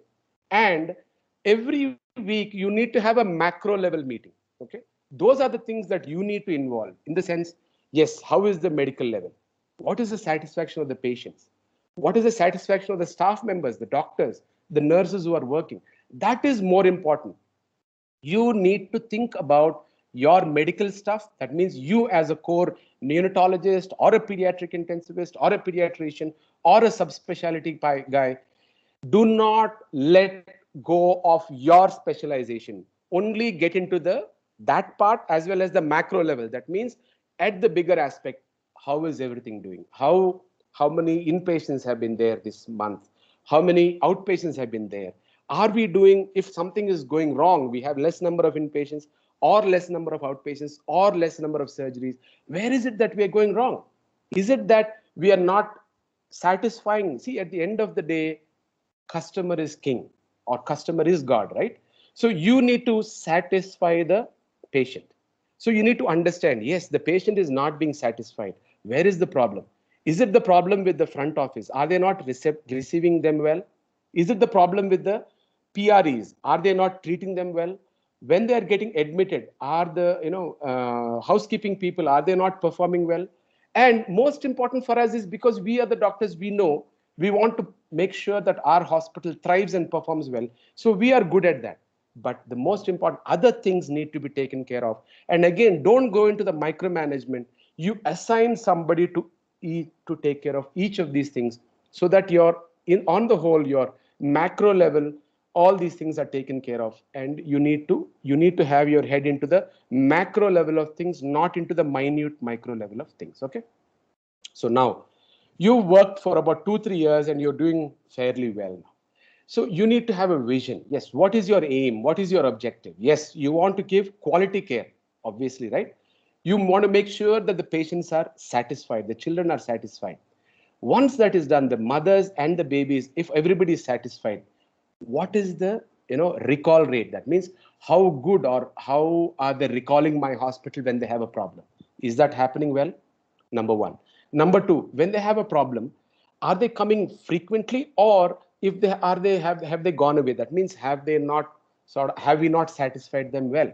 So that means overall you need to seek how good your organization is doing.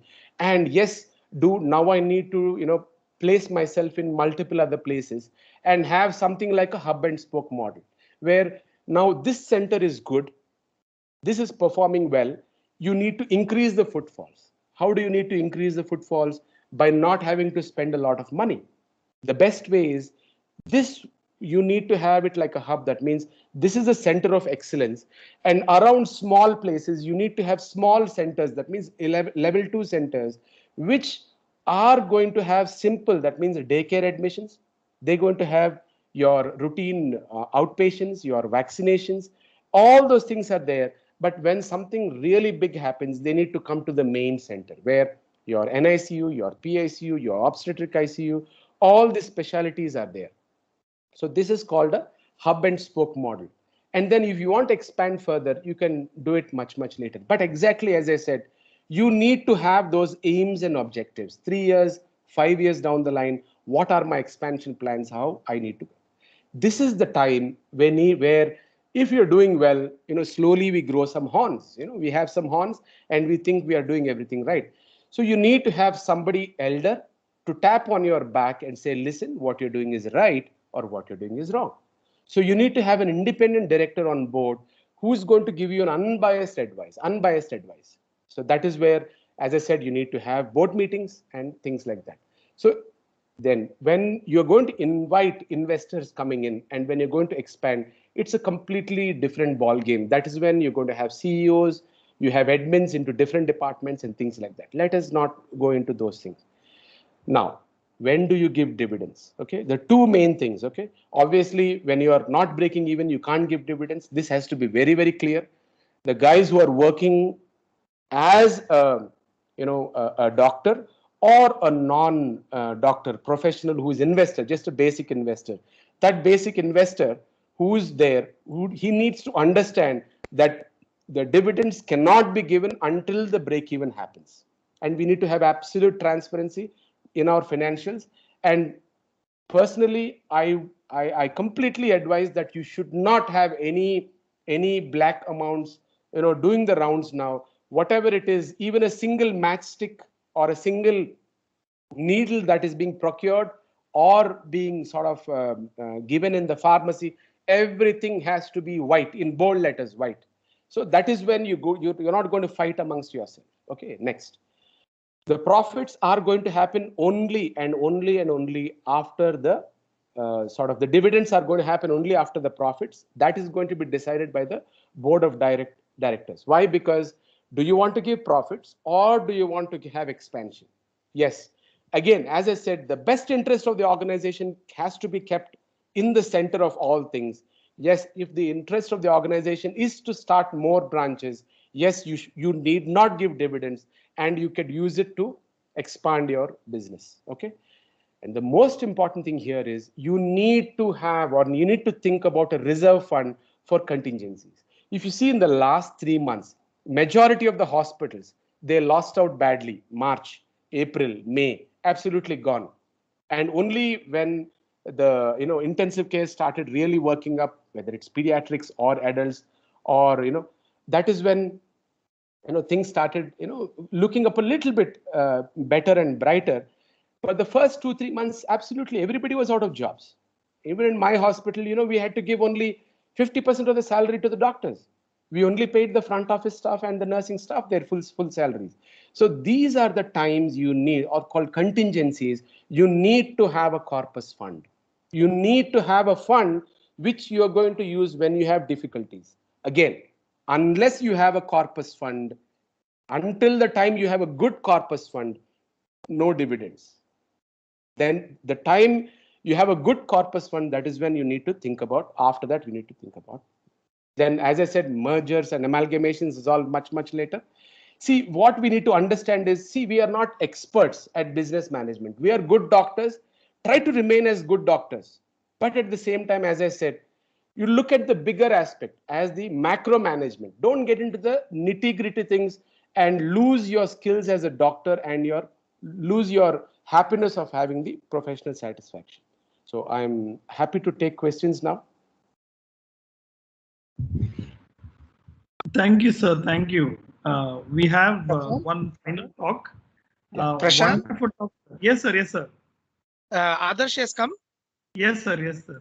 He's ready. Dr. Adarsh, you are there? Adarsh Somashekar. You can unmute Dr. Adarsh. Aman. Dr. Yes, sir. Tell me. Yeah, just his audio is working, right? Yes, it's working, sir.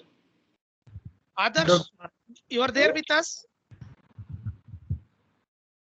Prashant, in the meantime, call him. Yeah, can you call him on his mobile? Yeah. We can take a few Dr. questions. Satish Kantar, sir, talk is excellent. Yeah. Talk is excellent. All three talk today I don't was think an I was excellent. rude, but I was very, very blunt. Excuse me, sir. You have to be like that because we people know when we are.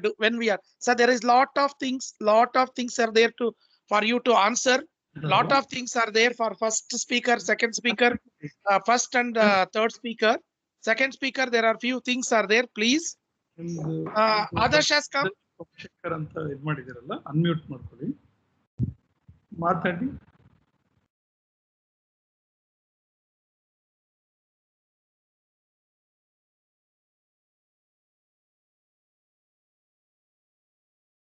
Satish Kantar, sir, in the meantime, I'll ask, you told us single partner and this thing, you told working capital should be kept.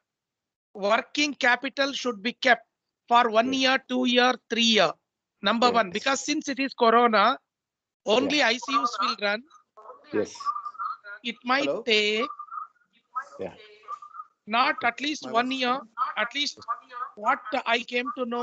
And my olden days, people used to tell 1,000 days it needs for the break even and pick up. Yeah, 3 years. 3 years. Yeah. 1,000 days is 3 years. Yeah.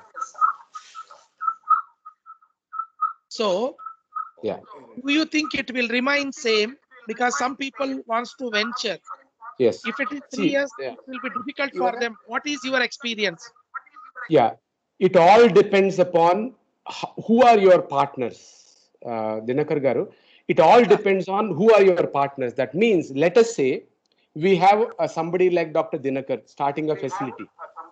So Dinakar is a known name in the market and he already has some footfalls. Yes.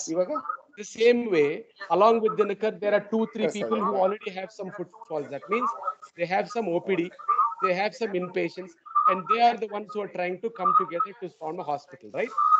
Yeah. Now, those kind of hospitals will take only 6 months, not 3 years. Those kind is only 6 months. Within 6 months, you could easily break even.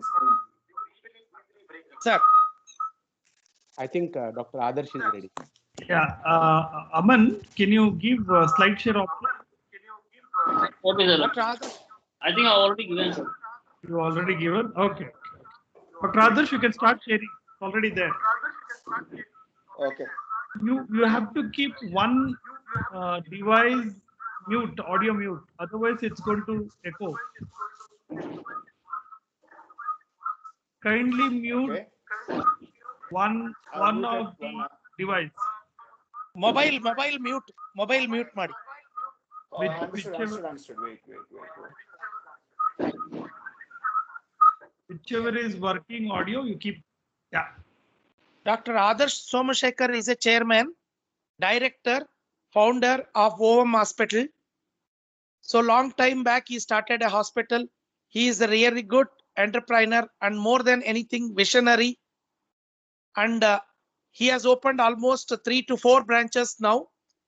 So 3 branches or 4 branches in Bangalore, and probably somewhere in the North India also there are 1 or 2 branches are going to come up shortly.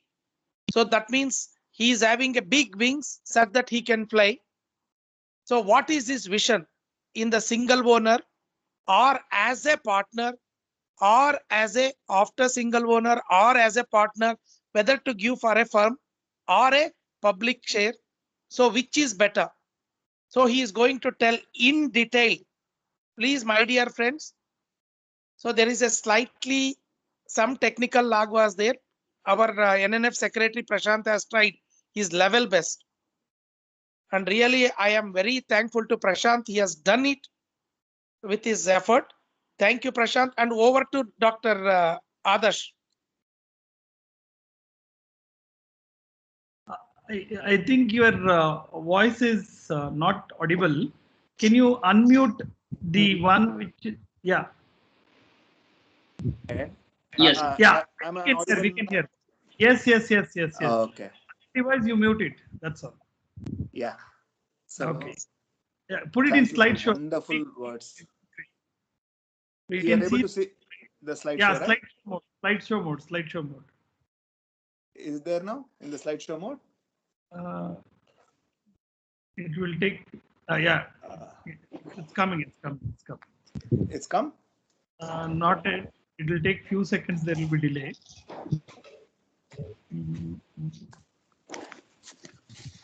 Yeah, you can start meanwhile. Yeah.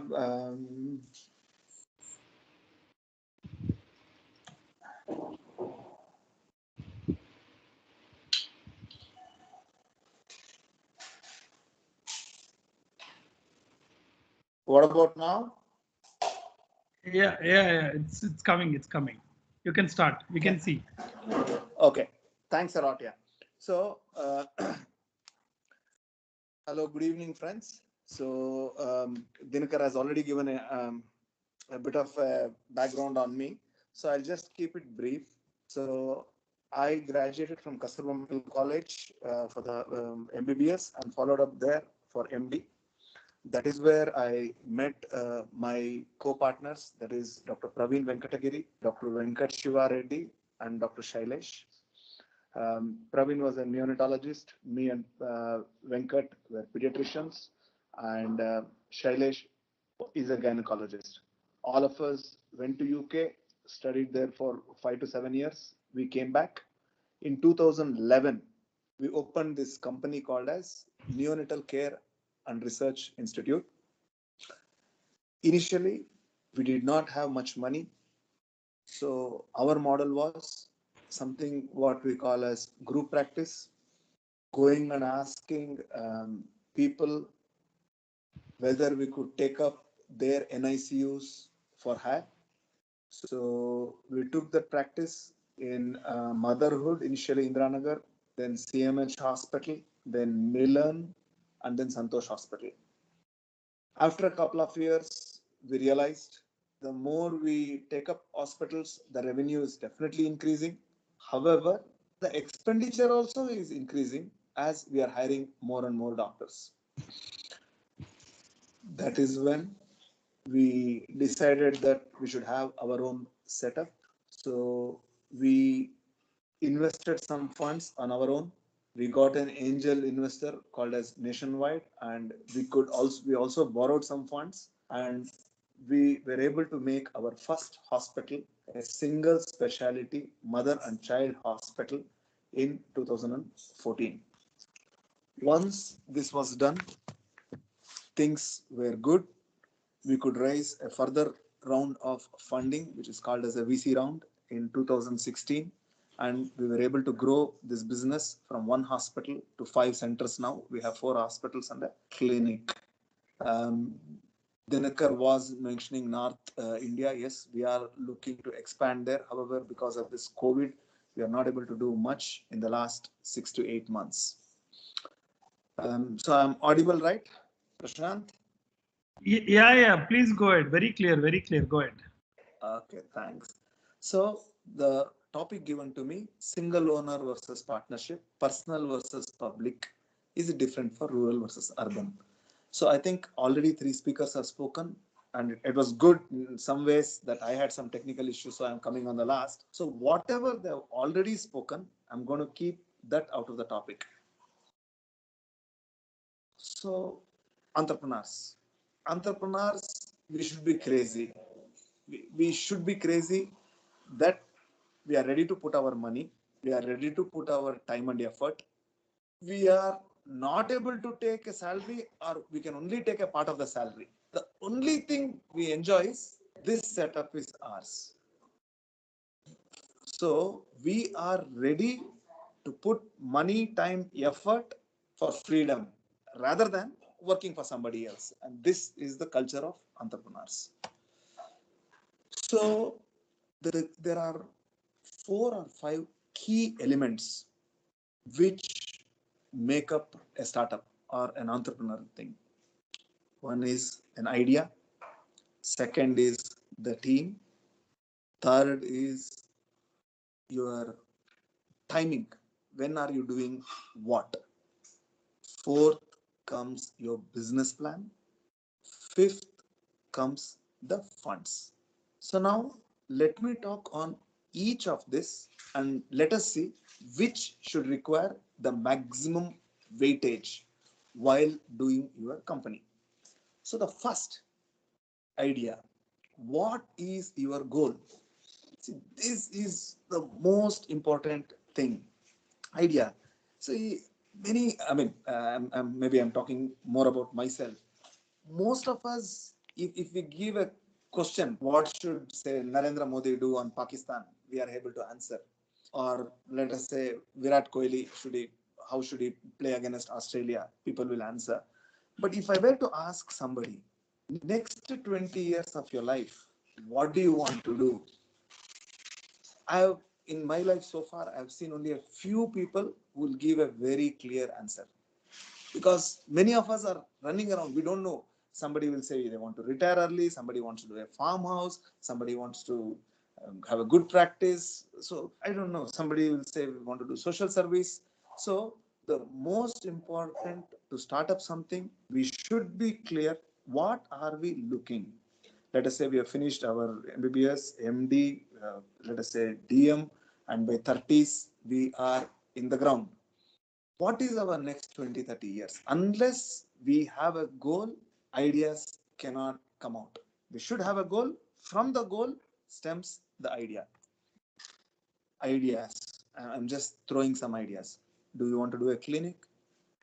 Do you want to do a clinic only and a small 5 to 10 bedded nursing home where we do pediatric admissions? Or, okay, let us add OPD practice, pediatric admission, and a NICU. Add a bit more, we get an HDU. Add a bit more, we can get an OBG, we can add deliveries as well. Or you want to do the entire range of pediatric services where you have pediatric cardiology, pediatric neurology, pediatric nephrology, pediatric oncology, bone marrow transplant, and all the works.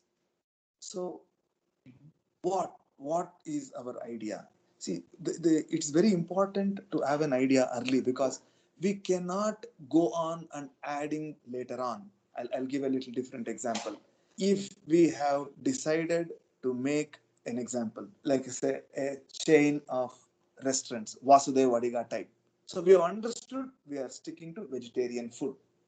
We have understood we are catering it over the counter, a small sitting area, a pure middle class setup. Then we cannot think of a Leela Palace infrastructure. We cannot think of adding liquor later on or non-vegetarian food later on. We have to have that idea. We have to understand this is what we want to do. Second,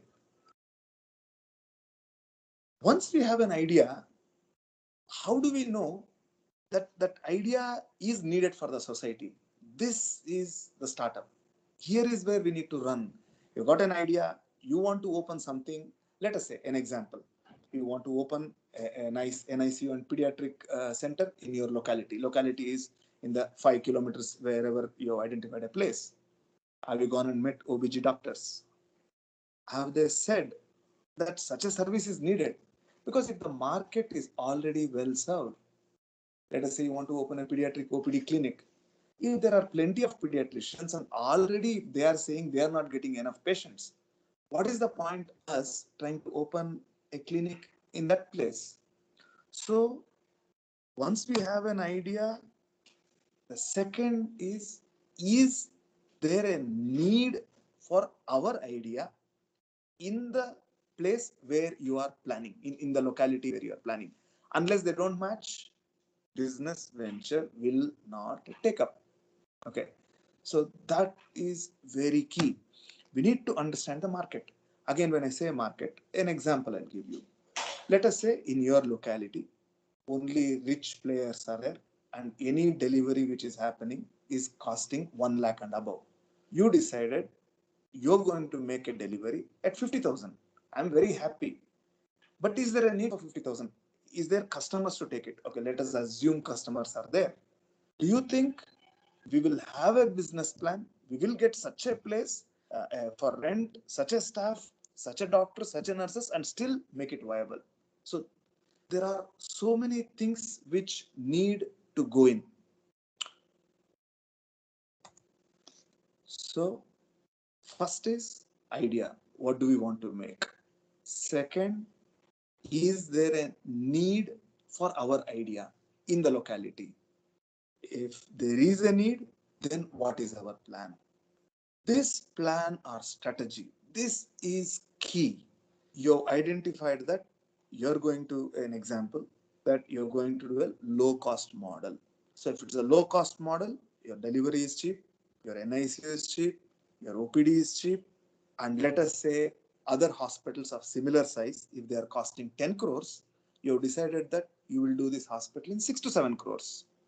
Then our planning has to be such, from a bathroom fitting to the doorknobs, to the equipment, to the OPD setup, to the painting, floorings, false roofings, ACs, everything has to be in that bracket. We cannot put a small budget and then over exceed the budget, because whenever we do an hospital or any setup, it will take some time to break even. There has to be some money remaining, called as working capital. If we over exceed in doing interiors, then we will not have money for our working capital. We struggle. So this is very important. What is the band we are planning? Whenever we plan a band, let us say we are doing a single specialty mother and child with an NICU. So we cannot accommodate PICU. So PICU cases come to up to one level you are able to see. Others, we have to be prudent to transfer to other things. We have to know our limitations.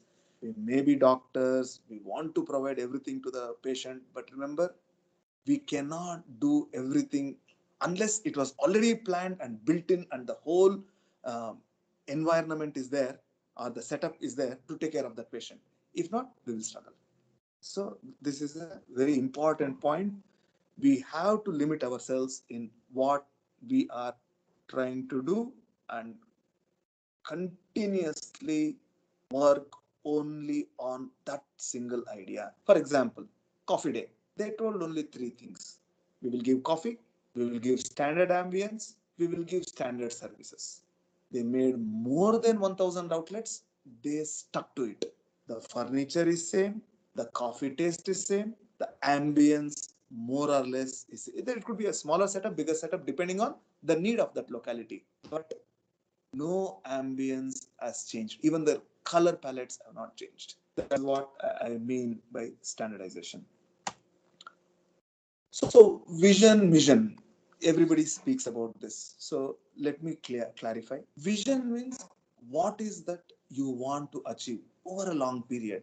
I have put here 5 to 10 years. Your vision could be 20 years.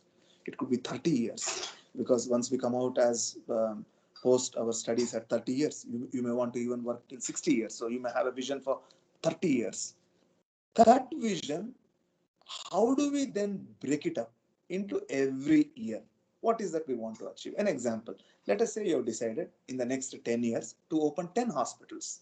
So when we break it as mission, then every year we are opening one hospital. Or it could be first 2-3 years you don't open any hospital, one hospital you'll open, make sure it works well, understand all the positives and negatives of it, regroup, change your strategy, then start opening 1 to 2 hospitals every year to reach your goal of 10 hospitals by 10 years.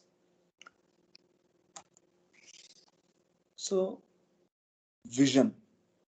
Vision is this statement which communicates your entire dream. We at OVM, we had said we want to do things the right way, which means right care to the patient, right ambience, right communication to the parents, right cost to the patient for the services. So we just wanted to keep it simple, and this is our vision statement. So this way, each of us, when we try to do a company or an organization, we need to understand what we want to stand for. Many examples. If it's a Leela Palace, they want to show luxury. If it's a budget hotel, they want to give you a ginger, let's say ginger Tatas, want to give you standardized ambience, but low cost. So each organization will have a vision, and everything sticks through that vision. Whatever they are going to do further on has to match with their vision statement. Coming to medical, for us, our center point is the patient and the community which we serve. So we want to be excellent, we want to be accountable, we want to be trustworthy, we want to have a team. So this is an example of how a vision statement will look like. Team. Of course, already 2 speakers before me have spoken about the team. I will tell how many people are needed, but before that, when you approach somebody for them to become your partner, you're going to see what quality they bring in, which is Q, what services. If I am a pediatrician, am I getting another pediatrician, or I'm adding a different service? Is it an OBG doctor? Is it an anesthetist? Is it a radiologist specialized in fetal scans? Is it an NICU specialist? Is it a neonatologist? Divided by the cost.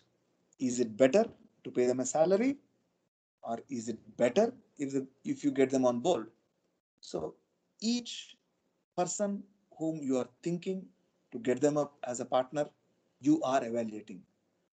It depends on your money ability. It depends on your bandwidth of running the business as well. See, it's highly difficult that we will have all the skills to manage all the parts of the company. So it would be good if there are 1 or 2 people who come with different skill sets and also from different backgrounds. An example, OBG, radiology, or a lab expert like a pathologist. There also could be a non-doctor in the team who might have done an MBA, or who has worked as a chartered accountant, who has worked in the medical legal team. Again, they bring a huge value. See, the people whom I'm addressing, most likely if I were to ask, what is the difference between a balance sheet? What's the difference between the returns? Most people here, barring a few, would not even be able to answer. Okay. So we have to understand, as a doctor, we come with a lot of limitations because nobody taught us in our medical schools, be it in undergraduation or post-graduation.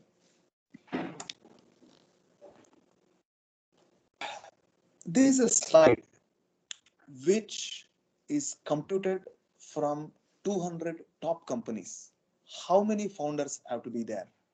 If you look at the graph, the companies which had one founder and their success rate, the success rate seems to go up enormously when it comes around 3 founders, then more the founders, it seems to falter very, very quickly.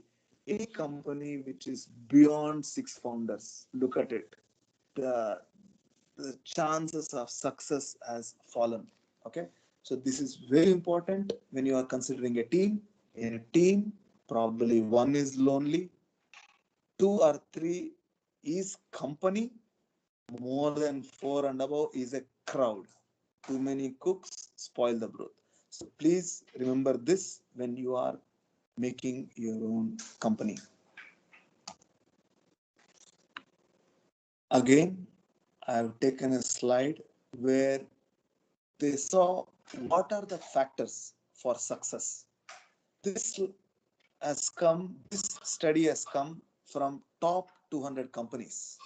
I told the 5 things: idea, team, timing, business model, and funding. Look at this astonishing results. Timing was the most important thing for a success of the company. 42% of the companies succeeded because of the timing. 30% weightage for the team members. Idea, roughly another 30%. Then the business model was only 25%, and the funds, which we always worry, where to get money, where to get money. It seems to be the least important part of a successful organization. Of course, funds is required, no doubt on it. But if the others are correct, funds will automatically flow. So what is timing? Each thing has a certain time which it comes. And that is a window period. It is a narrow window period. If we do it well at that time, it will succeed. For example, once upon a time, let us say, Swiggy's, Zomato's, they ruled the market. Today they are struggling. It will be very difficult now for us to put one more company in that. There was a time, Olas and Ubers, they had become hugely big. Now look at them. So many drivers are out of jobs. So many second-hand cars have come for the market. It would be a wrong time, even if you had a better model than a Ola and Uber, to come now to the market. It could be because of COVID or various other reasons. So each idea has a timing. We need to be in the right time, in the right place, in the right location. Okay. Same thing applies for hospitals. Our particular niche, whatever we are trying to do, if there is a market need in that place at that particular time, you will be a success. If it is already crowded, you will probably struggle. This is a very important point to note. Timing. Look at the 4 graphs. Number 1, you are in a small market, but unfortunately the market is not growing. So even though you've got a fantastic hospital, if in that small locality there is only very less births taking place and the community is not growing, there is no way your business will grow. Second, there is a large market and there has been growth in the past. So there is a possibility you will grow, but the curve will take a longer time simply because there are more players. Third, it's a small market, but you have come very early. You've got a fantastic new idea and it is not there in the market at all. But people to accept you itself may take a long time. So you may struggle for a long time before your company takes off. And lastly, you come in the right time, right place. Look at the curve, how quickly the ramp up is happening. So this is very, very important to know the timing. So if we have to know the timing, we need to do a proper survey. Is there an unmet need in the market for whatever our idea and vision is? Only if there is a need, please venture out for that idea, my friends. Business plan. Once we have decided we are going to make a hospital in 5 crore or 7 crore or 10 crore, how much is our capital? That is capex. How much is the working capital? If you have a lot of money, I'm all for buying your own property and doing it, but If you already are cash strapped, you don't have a chance to buy your property, then it is for rent. If you do very well, by all means, you can build another structure after 5-10 years and move over your hospital there if that is possible. So the business plan you will do depending on what cash you have, or you will write a plan what is required as capex and opex, the working capital. As I've said, small clinics and little larger nursing homes might take 6 months to 1 year. A multi-specialty, a single specialty might take 12 to 18 months to break even, and a large hospitals like 100 crore budget hospitals might take 3 to 5 years to break even. So we need to have that much of working capital depending on whatever we are planning. How to get money? This is the question every time, everywhere we talk. You've got an idea, you feel the timing is right, our vision is immaculate. Now, how to get money? So, own money, that's the start. I'm sure the previous speakers as well told about it. If it is own money, our ability to control what happens is higher. At least the first venture, we should try to do it on our own. When single person can't do, it could be a team of 2 or 3 people who all bring in, let us say our dream is, say, for an example, 10 crores.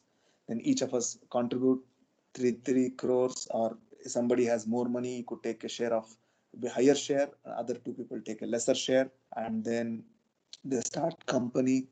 They can do small borrowings on their personal. If they have a house or an apartment, they can keep it for a loan and raise some money which could be plowed onto the company.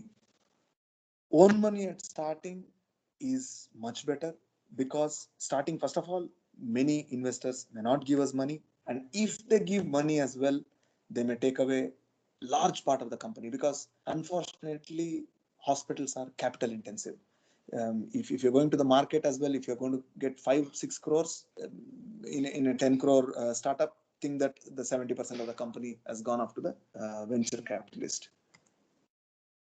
Debt.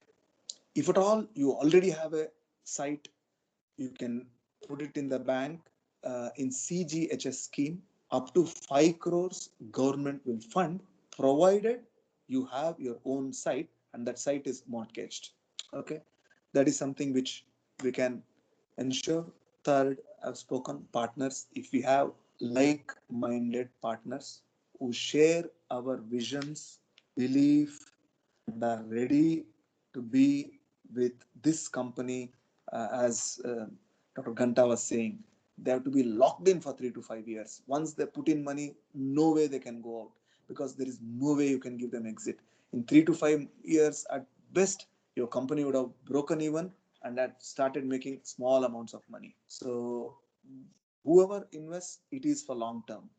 People have called it marriage, personal bonding, whatever. We need to stay together for a long time. This has to be thought before we make partnerships. VC funding, most times first hospital may not get. If you have done well in the first hospital, we are profitable or coming near profitability, and we have a standard plan where we have reasons why it will work in other places. Wherever you're going to deploy this, you may get funding. P, you have succeeded into making 4 or 5 centers and you are profitable, then you might get institutional funding, which is bigger money to make 10 hospitals or 15 hospitals. And one of the point of this talk was public funding, which is called IPO. IPO means your company should be making revenues. I mean, there's no fixed, at least 200-300 crores per annum, and you should be profitable minimum for 3 years. 3 years continuously, your company should be profitable. That is when you can float the shares in public, like how Infosys or Tata Consultancy or Reliance has done. To reach that stage, this company should have some strength, at least 200-300 crores. For example, HCG is a funded, Narayan Hrudyalaya, like that, the big names. Okay, it is possible to get there. It will take time, maybe 10 years, maybe 15 years. So that is when public money comes into the picture. Key points, it is hard work. It is really hard work. You have to balance medicines, that is our own medical clinics or whatever we are doing. We have to spend extra time for running the business. So much so, our medical practice may suffer. Let us say we are working 10, 12 hours a day, even if we are practicing 5, 6 hours. So another 5, 6 hours is spent for the company. So 5, 6 hours of non-practicing. So there is also an income cut, sacrifices. If you are working somewhere, we get leaves, we get holidays, we can go out for holidays. Here, because it is your own baby or mother, whatever you say, family time is cut short. You are not able to do big holidays. Lot of hurdles. Always we see 1 or 2 people who have succeeded in the top. It could be Devi Shetty, for example, or Ajay of XCG, for example. But there will be a lot of ups and downs they would have faced to reach there. So that point we have to keep in mind. It is not easy. Every 2 steps we take up, there always will be a 1 step fall. Up, down, up, down, up, down. This is how it happens. And somewhere after a long period of time, you might reach somewhere on the top. Rural India challenges are different. Market size. The key is market limited. For example, Bangalore population is 1 crore. I think the next biggest city maybe is Hubli, which is 20 lakhs. If you go further down, the city is Mysore, it could be 10 lakhs. Smaller the cities, much smaller is the population. So the number of doctors needed are lesser, number of hospitals needed are lesser, and who knows, is it growing year on year, the city. Otherwise, as I said in one of my slide about timing, there is a fixed population, so the growth is happening at a slow speed. Paying capacity. Urban India, tier 1 cities, if somebody can pay 100 rupees for a particular service, I do not know, tier 2, tier 3 cities, whether they can pay 60% of it, 70% of it. And as last time Dinakar was saying, but the salaries of housekeeping, nurses, doctors may be the same. Maybe we may get rental at a lesser price. Maybe the advance may be a little lesser. So that's where the business model comes in. We have to take all these factors together and see whether it works. Skilled people. Sometimes we want to do so many things good, but in tier 3 cities, we may not have a neonatologist itself, or we may not have a fetal scanning type radiologist. There may be only general radiologists. So there are challenges. There may not be NICU skilled nurses whom you can hire. You may have general nurses. So this again is a challenge in rural place. Local competition. Already there may be existing players because the market size is small. The existing players may have most of the market. So penetrating in a rural place may be much tougher than an urban city, simply because the market might have been already saturated. So that is another thing which has to be kept in mind before we do things. Coming back to money, I've already put one slide. So this is my take. Please put personal money as a start. If needed, borrow on personal holdings. It could be your site, your apartment. Scale up when you're thinking. Then comes debt or VC, which is for your second center or something. You can show good profits of this, which you can leverage to borrow something from the bank, which can go towards scale up. And then if you are really doing good in a couple of centers, maybe you may get PE funds who can take you to 10 or 15 centers. Last, if at all, we have the perseverance, patience to go that route, who knows? Some of us can go towards IPO. Okay, so here is where I end and open for any questions on this talk. Thank you. Thank you, Dr. Adarsh. Wonderful, wonderful. I think it was a very pleasant and very understanding session. Thank you. I think the thing is, all the attendees are still there. That shows that how eagerness of learning and their interest in making it big and making it, fulfilling their passion. So with our passionate speakers today, I'm sure all the attendees have got very much benefited and they've understood, because this is something which is missing in our MBBS and postgraduate academics. It's very new thing. The moment even to start a clinic, we talk so much as if we're building a Taj Mahal, and we describe it too complicated. So our speakers have made everything very simple, straightforward, and clear. Now the session is open for questions. Any of the attendees have got any questions, they can unmute themselves. We'll take one by one. And then Dr. Prashanth. Yeah, hello. Yeah, this is Dr. Srishalam. Yes, Srishalam. Go ahead. Good evening. Good evening. Good evening, Srishalam. Go ahead. Sorry, I was unable to attend the previous ones, but I attended Dr. Satish Ganta sirs and Dr. Adarsh sirs. So I have few questions for them. Yeah, please go ahead. It was very nice and lucid, and it looks like green pastures and tempting also. Their talks were so excellent. They have cautioned everything. I wanted to ask them how to choose a partner, how to identify their character by might, by their monetary strength, or by their humbleness. How to identify a partner, because that is the most challenging one. I think all financial matters and technicalities can be solved somehow or other, but how to identify them?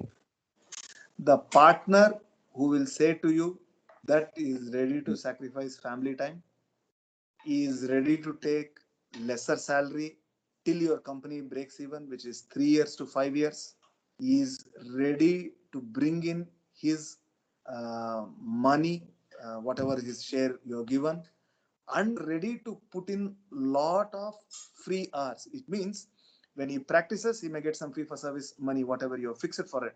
But when he's working for that startup company, maybe every day, for example, 3 to 4 hours, that the day he can bill that is the day when you become profitable. It could be after 5 years.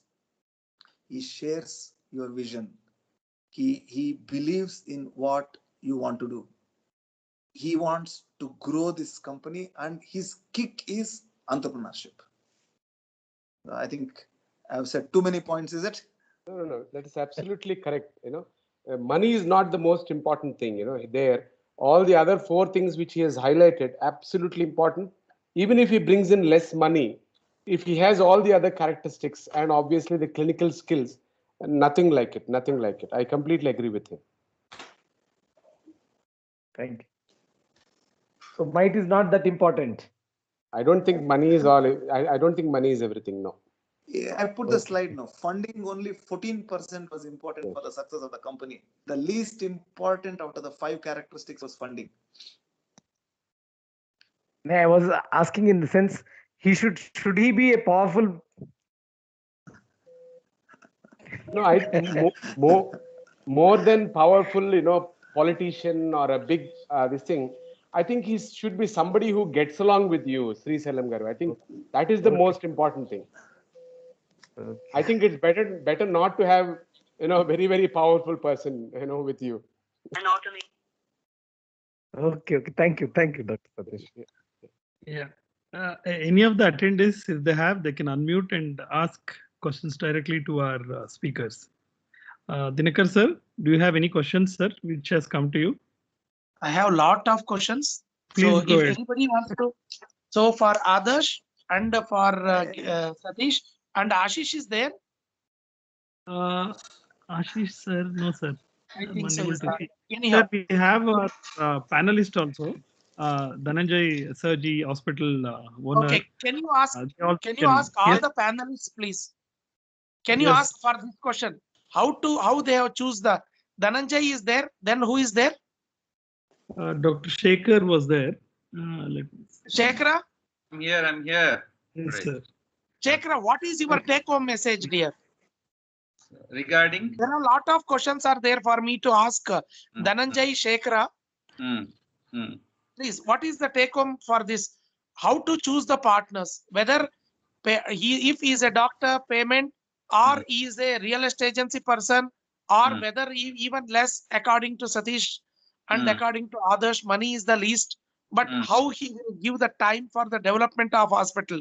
What is your take home from Shekhar first, then Dhananjay second?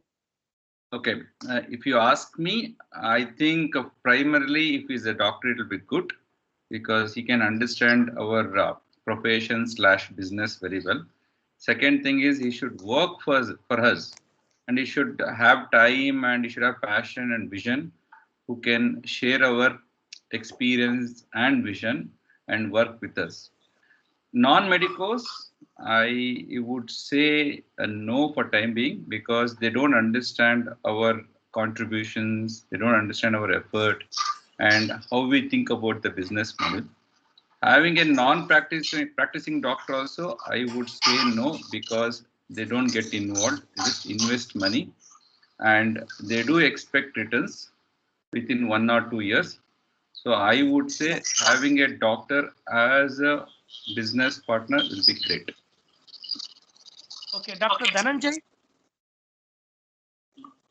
Sir, we need to give little introduction about Dr. Dhananjay as well, sir. Yeah, he's very Dr. Dhananjay is a really, Dhananjay, how are you? He's there? Dhananjay is there? Yes, sir. Yes, sir. 1 second. Okay. Yeah, he's there, sir. Dhananjay, can you hear us? Kindly unmute and speak, sir. Dr. Dhananjay, sir. Kindly unmute yourself, sir. Okay. Able to hear me? Yes. Okay, Dr. Dhananjay, I know you that day when you were working in Vatsalya Hospital. Before that, after finishing your MD, then you are working in Kotreshwara Hospital, there Vatsalya. You are having really, you are like Adarsh and Shekhar, visionary. You want to come up. So later you started your own hospital with all the odds. You are the successful, really entrepreneurial as well as the hospital owner and visionary. Now you started first a pediatric hospital with NICU, PICU in Shimoga. He started hiring the PICU fellows, even the DNB people, giving them the salary, and he never even looked back whether I need this, whether I don't need this. He hired everybody. He told the doctors, why you people will go to the metros? What is there? Why you can earn more money than that? See what Dr. Ashish Mehta was telling. 5 hours for 1 hour retaining the doctors. Probably he has done all those things. So doctors are stuck in, couples, gynecologists, and they are stuck in. And one more thing, now he opened one more 100-bedded hospital. And with that, he started infertility also next to his hospital. So there are 3 units. So Dr. Dhananjay, what is your view in the question? So about the question, whether number 1 question is whether it is a partners is better, and the second thing is own is better. If the partners more than 4, definitely it is a crowded. We do agree. Suppose if it is a different specialty, we should take it with a good law, as good bylaws, as our Satish Ganta told. What is your take home message? Yes, sir. I own the hospital, surgery hospital, and also I added 100-bedded multi-specialty hospital. Meanwhile, I am also a director of Metro United Hospital, where we are 12 partners are there, and also Malna Diagnostic Center, where 256 members are there. LLP. The thing is, the first and the best one is, are you able to hear me? Yes. Yeah. Please, sir. Yeah, the first and the most important thing is better to be a, as sir told, like it should be a individual basis. It's a personal investment. It should be a personal first. And if it is possible, like instead of taking any others as a partner, better you give a revenue share in the revenues to the consultant. That's the best thing which I learned from the Vatsalya group. Though it was running in a fantastic way in 18 hospitals across Karnataka and Andhra, It is a fantastic model, but I don't know, some misutilization of money happened, and it was later it not performing well. But it's better to give a revenue share to the consultant. Like we know, like this is our hospital, like we started from 0 deliveries and now it's 150 deliveries happening within a 5 months period, a 5 years period, just a 5 years period. Per month it's happening 150. It's mainly, it's a revenue share what you are going to give to the consultant.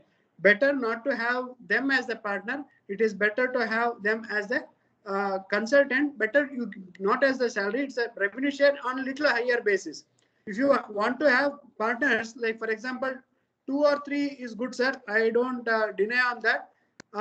But if you like I am the owner, and there are 4 gynecologists working with me and 10 pediatricians are working with me, and I am paying them as the revenue share. Like we're giving gynecologists 40% of the total minus PDCC, what we call. That is excluding pharmacy, lab, and diagnostics and consumables. 40% we are giving. That's quite happy. Even like our payout for the OBG consultants is almost nearing to 18 to 20 lakhs. They're really happy, and they were almost 3 to 4 times the money what they were used to get previously. There is an increase in the money, almost 2 to 3 times they got. That is how we can, like being a one single owner, we can achieve more instead of going for a partnership. Partnership, my father always tell in Canada, it's like tigane mayali bitkandange anta. It will be itching somewhere or the other thing, other places. So my father always against that partnership business. Okay, that is my opinion. And if there is if you want to better not to build a big house, you better build a big hospital. Spend as much as money into the hospital, and the granite and the like toilet, it should be how we built for our own house. It has to be like that. That is the one. And my success is mainly because we don't want to confuse the patients. Most English, we should never confuse the patient.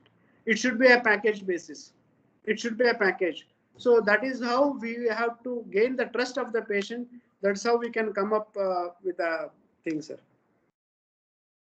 So, number one, because all the speakers were telling together we should work, but you carry from your this thing, revenue sharing, as Ganta told, as everybody told, revenue sharing is better. So themselves they will be staying.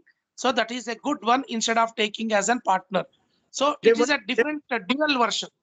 They work more, sir. Dinakar, I have a question to Sarji. Sarji, I am Shekhar speaking here. Hey, hi, sir. How are you? Hi.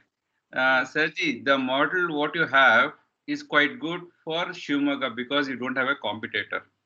Imagine you have one more hospital. Tomorrow Dinakar opens a hospital in Shivamogga. He attracts the obstetrician by paying 5% more to the obstetricians.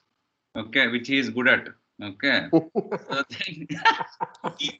then what happens? Then what happens?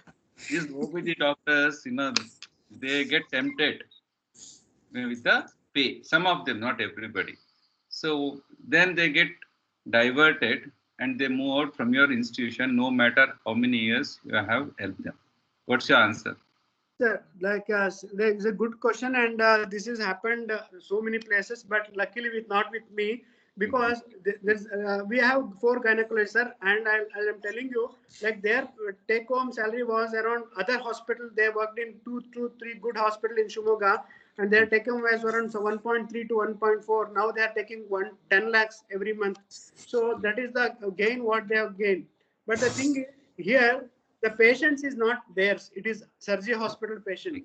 See, that is the branding what we need to establish. See, what we have done is, sir, I'll just give a clue. Like there is not good money in pediatrics, sir. I'm damn sure that it's good money in OBG, because there is only one place where they pay happily, but none of the other issues with the health, they won't pay this much of money. And what I did that because there are around 30 to 40 years old running gynec hospitals are there in Shivamogga. There is around good number, maybe around 30 to 40 hospitals are there. But the thing is, what I adopted is I prepared a package, and for general ward is the lowest of the area, and the special ward it is the average of the area, average of the amount which we charge in and around Shumaga good hospitals. See, that is where first is to capture the number, not the money. It's the number. It's the number game. Once you have the authority, and then automatically, even if you raise little bit, nothing will happen, sir. Yeah, no, I agree with you. That's the model everybody adopts. The only thing is you don't have a competitor, so you're safe. No, sir, they have so many competitors, but they are not doing. Not up to your level. Okay. Yeah, no. Thank you. Yes, sir. Dinakar, sir. I think the list of Sir, questions. Satish Ganta, sir. Satish Yeah, Ganta, yeah. sir. Yes, I'm here. Sir, you are telling in your class. Hmm. You are telling in your class very clear, and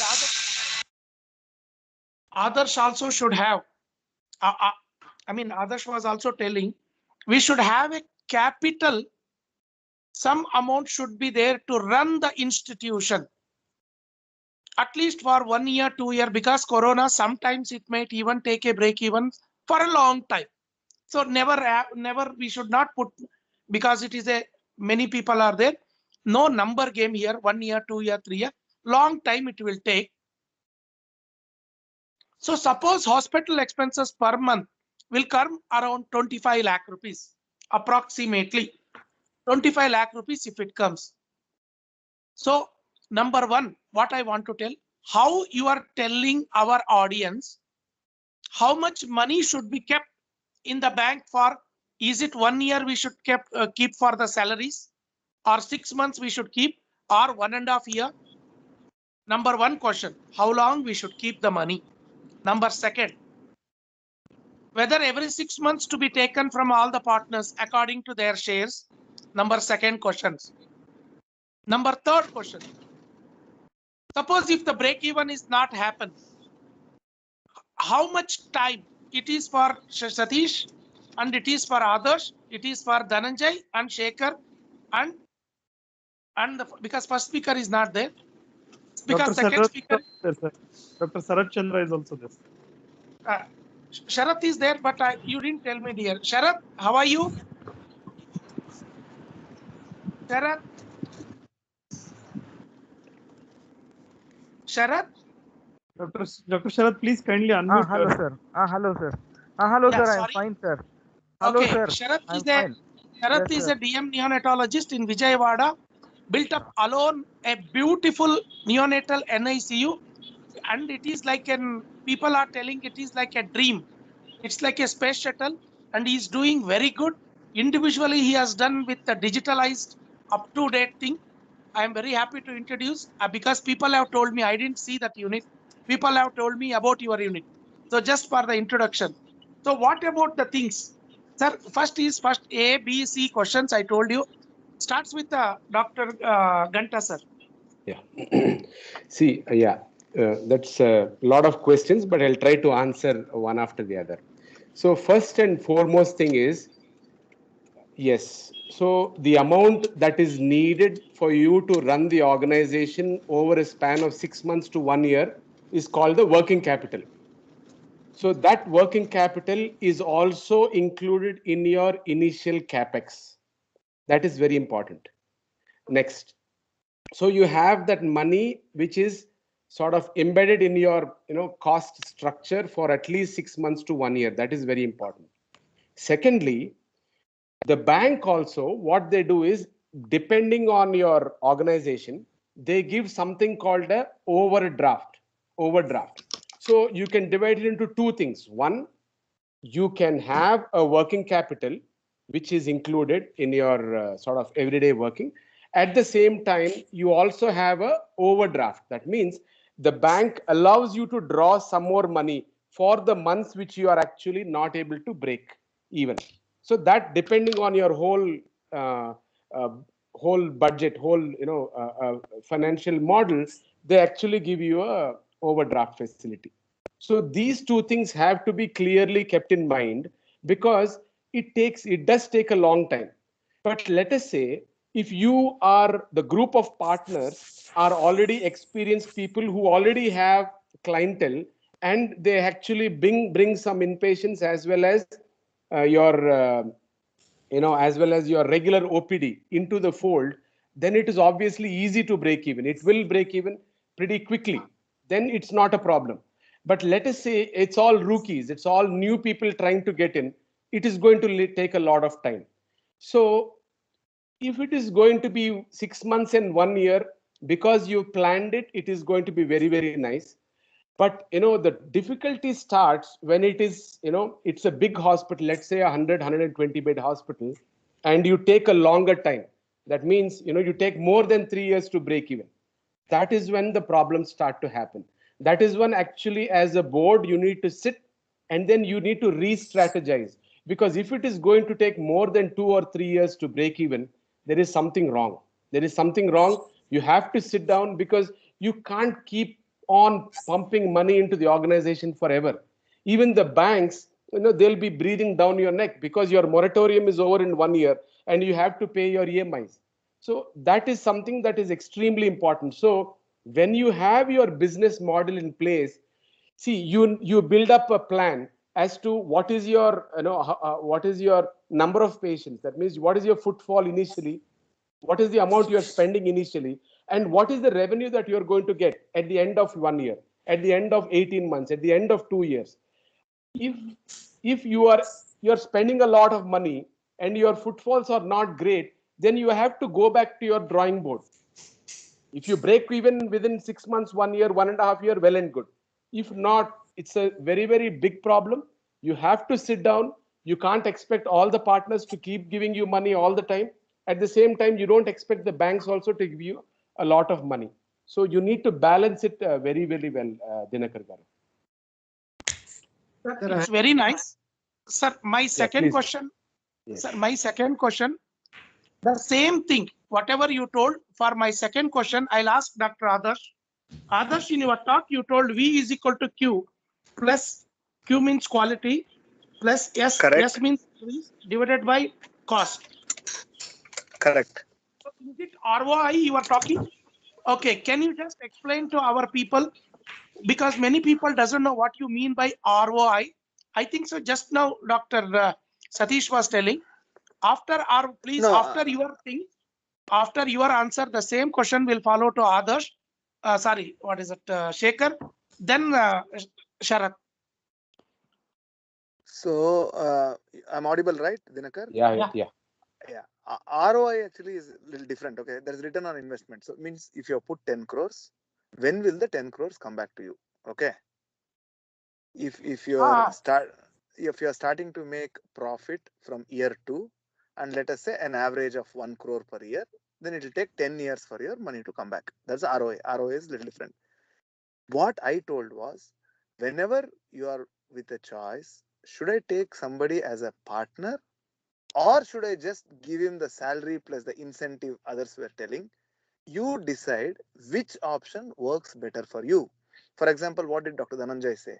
I will be a single owner. I rather pay them well, give them incentives, but not necessarily at the partner level. Somebody said, if he's really good, if he's fitting your bill, you're happy to give a part of your company itself to him. That's what we were trying to say. You estimate whether it's worth for you to take him as a partner, or whether you'll give him a salary plus incentives, salary or revenue share plus incentives. Yeah, Shekhar. Shekhar. Yeah, I can hear you. Yeah, Dinakar, go ahead. Same questions. Same questions. Same so question. Bed, See, first of all, I want to add, a bit of, tell me. Suppose Hello? if we are having 30, example for calculation purpose, 20 bed is there. We have invested 10 crore rupees. So per bed, how much can we expect? And if it is there, this bed should be occupied. Is there any calculation is there in the hospital? Because single owner will be there, so much money you might have put. Yeah. Okay. Is it audible? Can I speak? Yeah. Yeah. Okay. First of all, I would like to add one thing to Dr. Satish Ganta's, talk. We were discussing about working capital and the budget. So what we did in our project was, before starting, we did a budget planning. Means how much is for infrastructure, how much is for equipment, how much is as a cushioning budget to run for 1 year, and we should not exceed more than 10%. And what should be our employees' convince it should be 30% occupancy, 60% occupancy, 90% occupancy. So we made a big Excel sheet, and we went accordingly. And luckily, I would say it not even exceeded 10% of our total budget planning. Means we personally took care of each and everything. The first thing was the team. I had a very good team, trustworthy team, and we used to put in a lot of effort. Even for buying stuff, I used to go personally. That's all like in a history. Means so planning is very important. First we should have budget planning and then working capital. So that's my first answer. Second thing is having a mother and child department gives a different income. If it is NICU, it is different. If it is a delivery beds, it's different. If it's a gynec, it's different. So if it's general pediatrics, you don't get much if you admit for phototherapy or URIs, etc. So I really don't have an answer for that, but definitely we had a planning and budgeting for our project. Dr. Sharat Chandra. Dr. Sharat.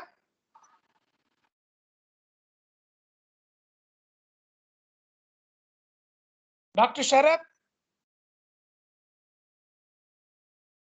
Prashanth.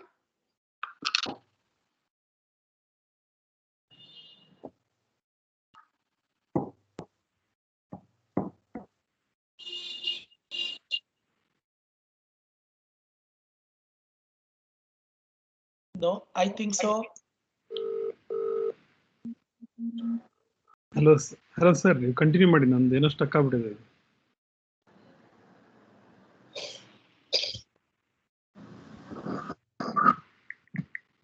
Sharat Chandra is not there, I think so. Dr. Sharat is there?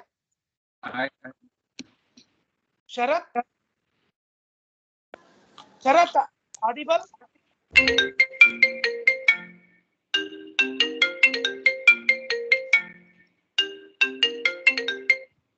Hello. Dr. Dhananjay, can you hear me?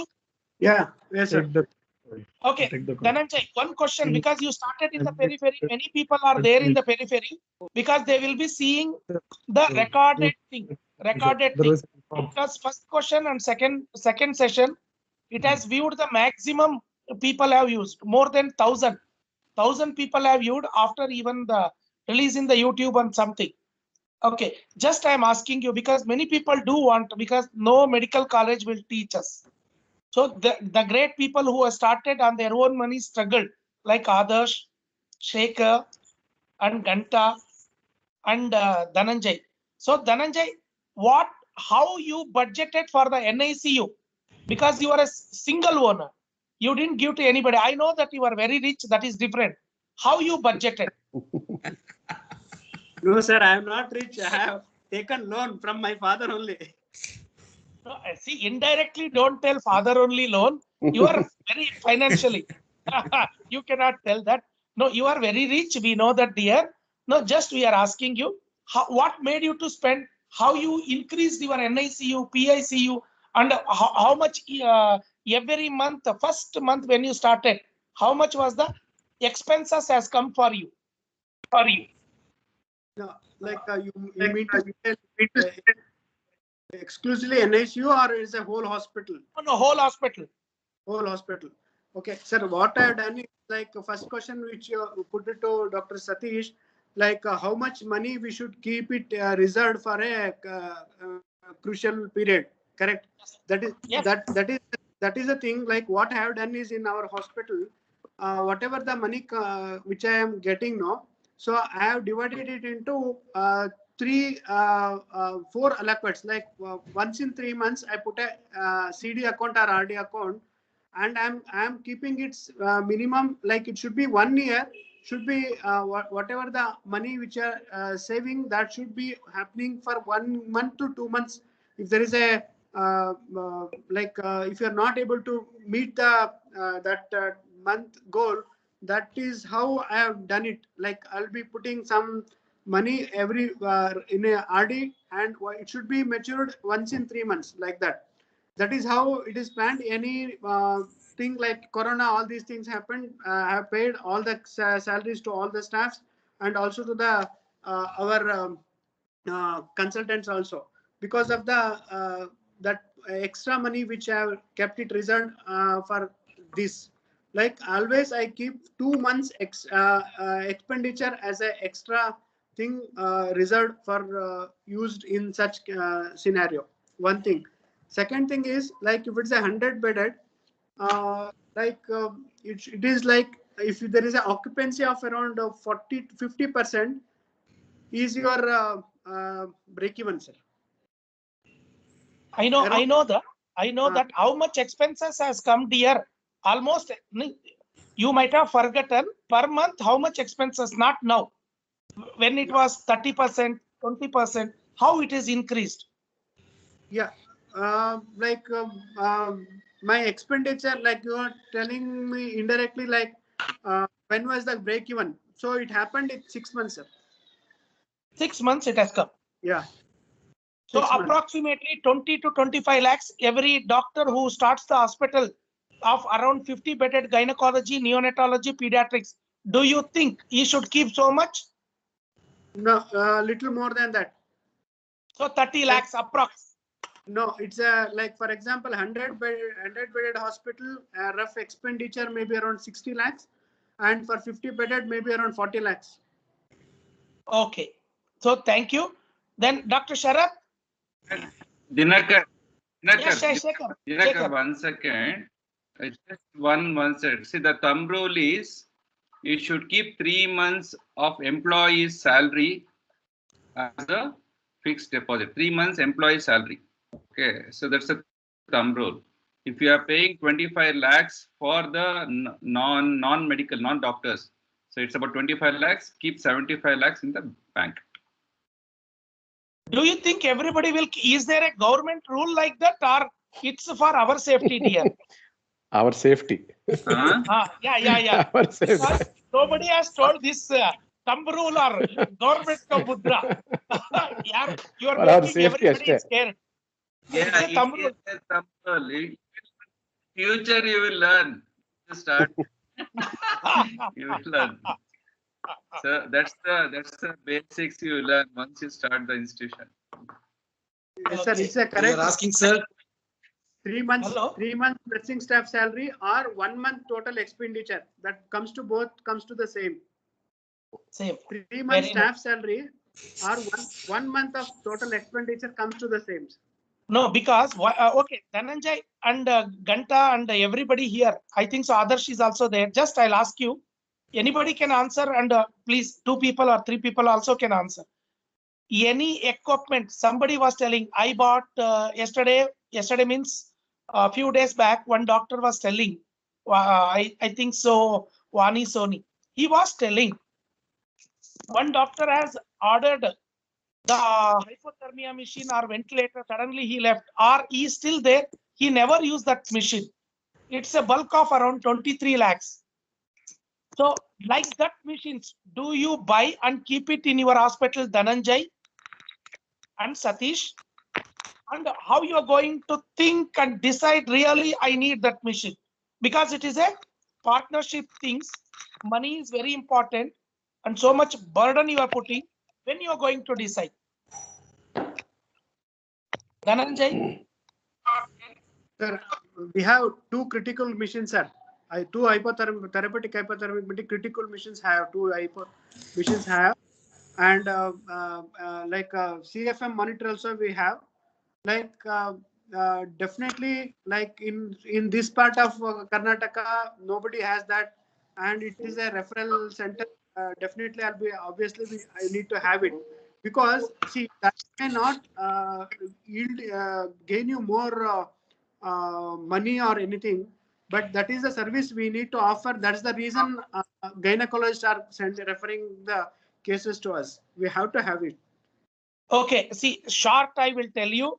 You bought that machine only feather in the cap. That's it. Correct. Okay, at the same time, it is doing the work also. Yeah. For two machines I have, critical two I have.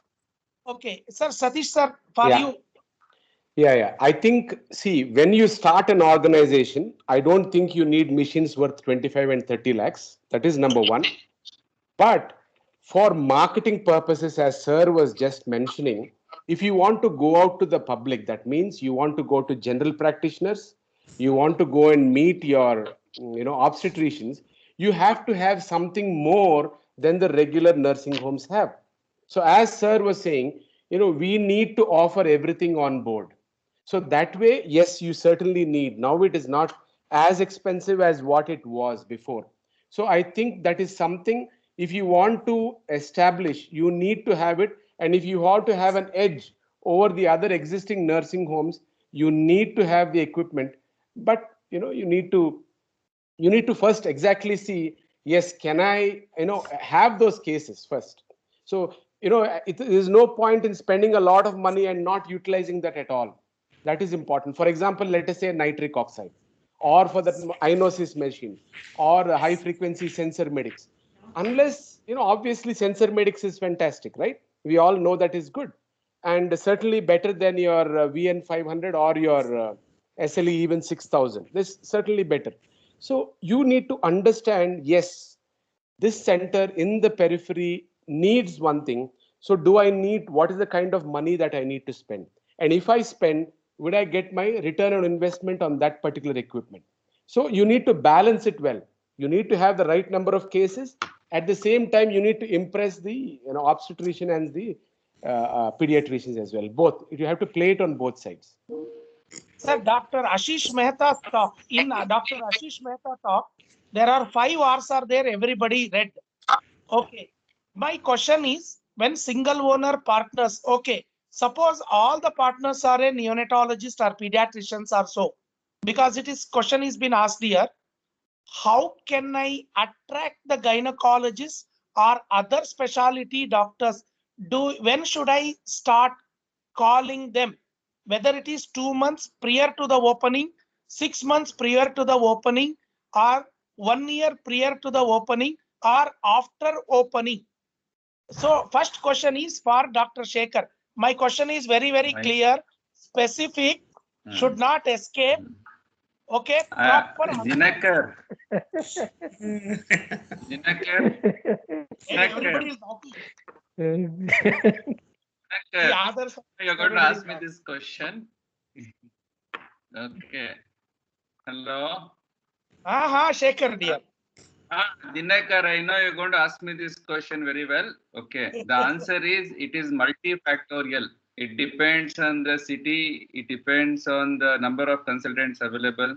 Depends on your skill. So depends on the completion of the project to attract them. Depends on what extra you're giving. So it is all situation dependent. There's no fixed rule for this. You have to play around. You have to sell yourself very well. If you don't sell, they don't get attracted. It is not only Shekhar, money, it is everything. Shekhar, multifactorial, I accept dear. No, suppose, see, it is this question is been asked not from Dr. Dinakar dear. It is from the person here who is attending. He has asked one question. Sir, I opened my ICU. Yes. Medical ICU, pediatric ICU, and gynecology. Now there are 10 gynecologists in and around. So how can I ask till now? So let me share my experience in 1 minute. Give you the answer. I got the question when we started in Bangalore. I have to meet the obstetricians because I was new to the area. Okay, so it took a lot of time to get the obstetricians because we didn't have a brand. But in Mysore, we just started 4 or 5 months before, and we were very slow, and we created the team. And we told that the team has been finalized. Then obstetricians started coming in fast. Okay, so it's a kind of a fine line how to talk to them and how to get them into the boat. So Yes. in an average, about 3 to 4 months, once your project getting is completed and you can show the facilities, tell them what you want to do, that's the right time. Okay, Dr. Sharat Chandra is there. Dr. Sharat? Okay. Dr. Sharat is not there. Okay, one question. Dhananjay, you opened your ICU, pediatric ICU and NICU. When you opened, you had already had a neonatologist and pediatric intensivist, or after starting, anyhow, people do come after keeping all my equipments. What is your take home thing? Dr. Satish and Dr. Dhananjay and Adarsh. Yeah, thing is like, hello, are you able to hear me? Yes. So before starting, like I was the person. We started. I didn't had any intensivist and neonatalist at that time in the beginning, but after 6 months we recruited neonatologist and intensivist, pediatric intensivist. But the thing is, it is better to have it earlier. But if you are the single owner, and it is better to struggle hard, establish, then bring others is good. But it's always better to have as early as possible the neonatologist. Okay, Dr. Adarsh. Dr. Adarsh. Hello. Yeah, sir. Good evening. Adarsh, are you here, Dinakar, please? can you hear me? Yeah, I'm hearing you, man. Tell. Okay, Can you hear me? Adarsh, see, when you started, you had a gynecologist with you already as a partner. Correct. See, Shailesh, how you are able to catch the nearby all the gynecologists, because the question is here like this. Question is here like this. Already the partner is a gynecologist. The other gynecologist, how can I attract? Because already partner is gynecologist. How the other gynecologist, they are able to come to your hospital? So it's a Attract is really not the right word. See, boss. Invite. Shekhar, you are commenting, yaar. You know, this whole business, this is the unfortunate truth. It really depends a lot on the gynecologist lab. Okay, this is a real problem. However, sticking to what we stand for, saying that we will be the fastest in discharging the babies. We are happy to attend their deliveries, even if they do in some nursing home which doesn't have an NICU. If they need a ambulance or a car to be picked up out of hours, to pick them up, drop them. And are you listening, Dinakar? Yes, please, dear. At any cost, even if it is an insurance patient and you are getting the money only after 3 months, ensure that the gynecologist check goes within the 10th of the next month. So 5 things. Very nice. Transport, money, their problem is, even if they attend in a small nursing home because they cannot afford you, you are still happy to send your doctor to attend the delivery. You have to build their trust. That's it. That's the key. You have to give something for them. So they are going to come to your hospital, even though partner is gynecologist. They won't feel, gynecologist won't feel that if I'll refer to the one baby to one ex-hospital, that ex-hospital owner is a gynecologist, still no, not like they are that. referring. See, sometimes we have to be very careful. Let us say this patient, there is a patient who was seen by them. Suddenly they have come up for your hospital to take a second opinion. You should be gracious enough to give it back to that original gynecologist. If they get a slightest doubt, they are taking away my patients, they will 100% ensure that they won't come to your hospital. You are really taking care of your visiting consultants. So yeah, to build their trust, and that is not one day affair. It's a continuous process, right? Yeah. So it's good. No, Sir, we understood. Shekhar, what about yours? Yeah. Sir, outside gynecologist, it's better to pay a little more than What? the full timers. So outside your audio is not clear.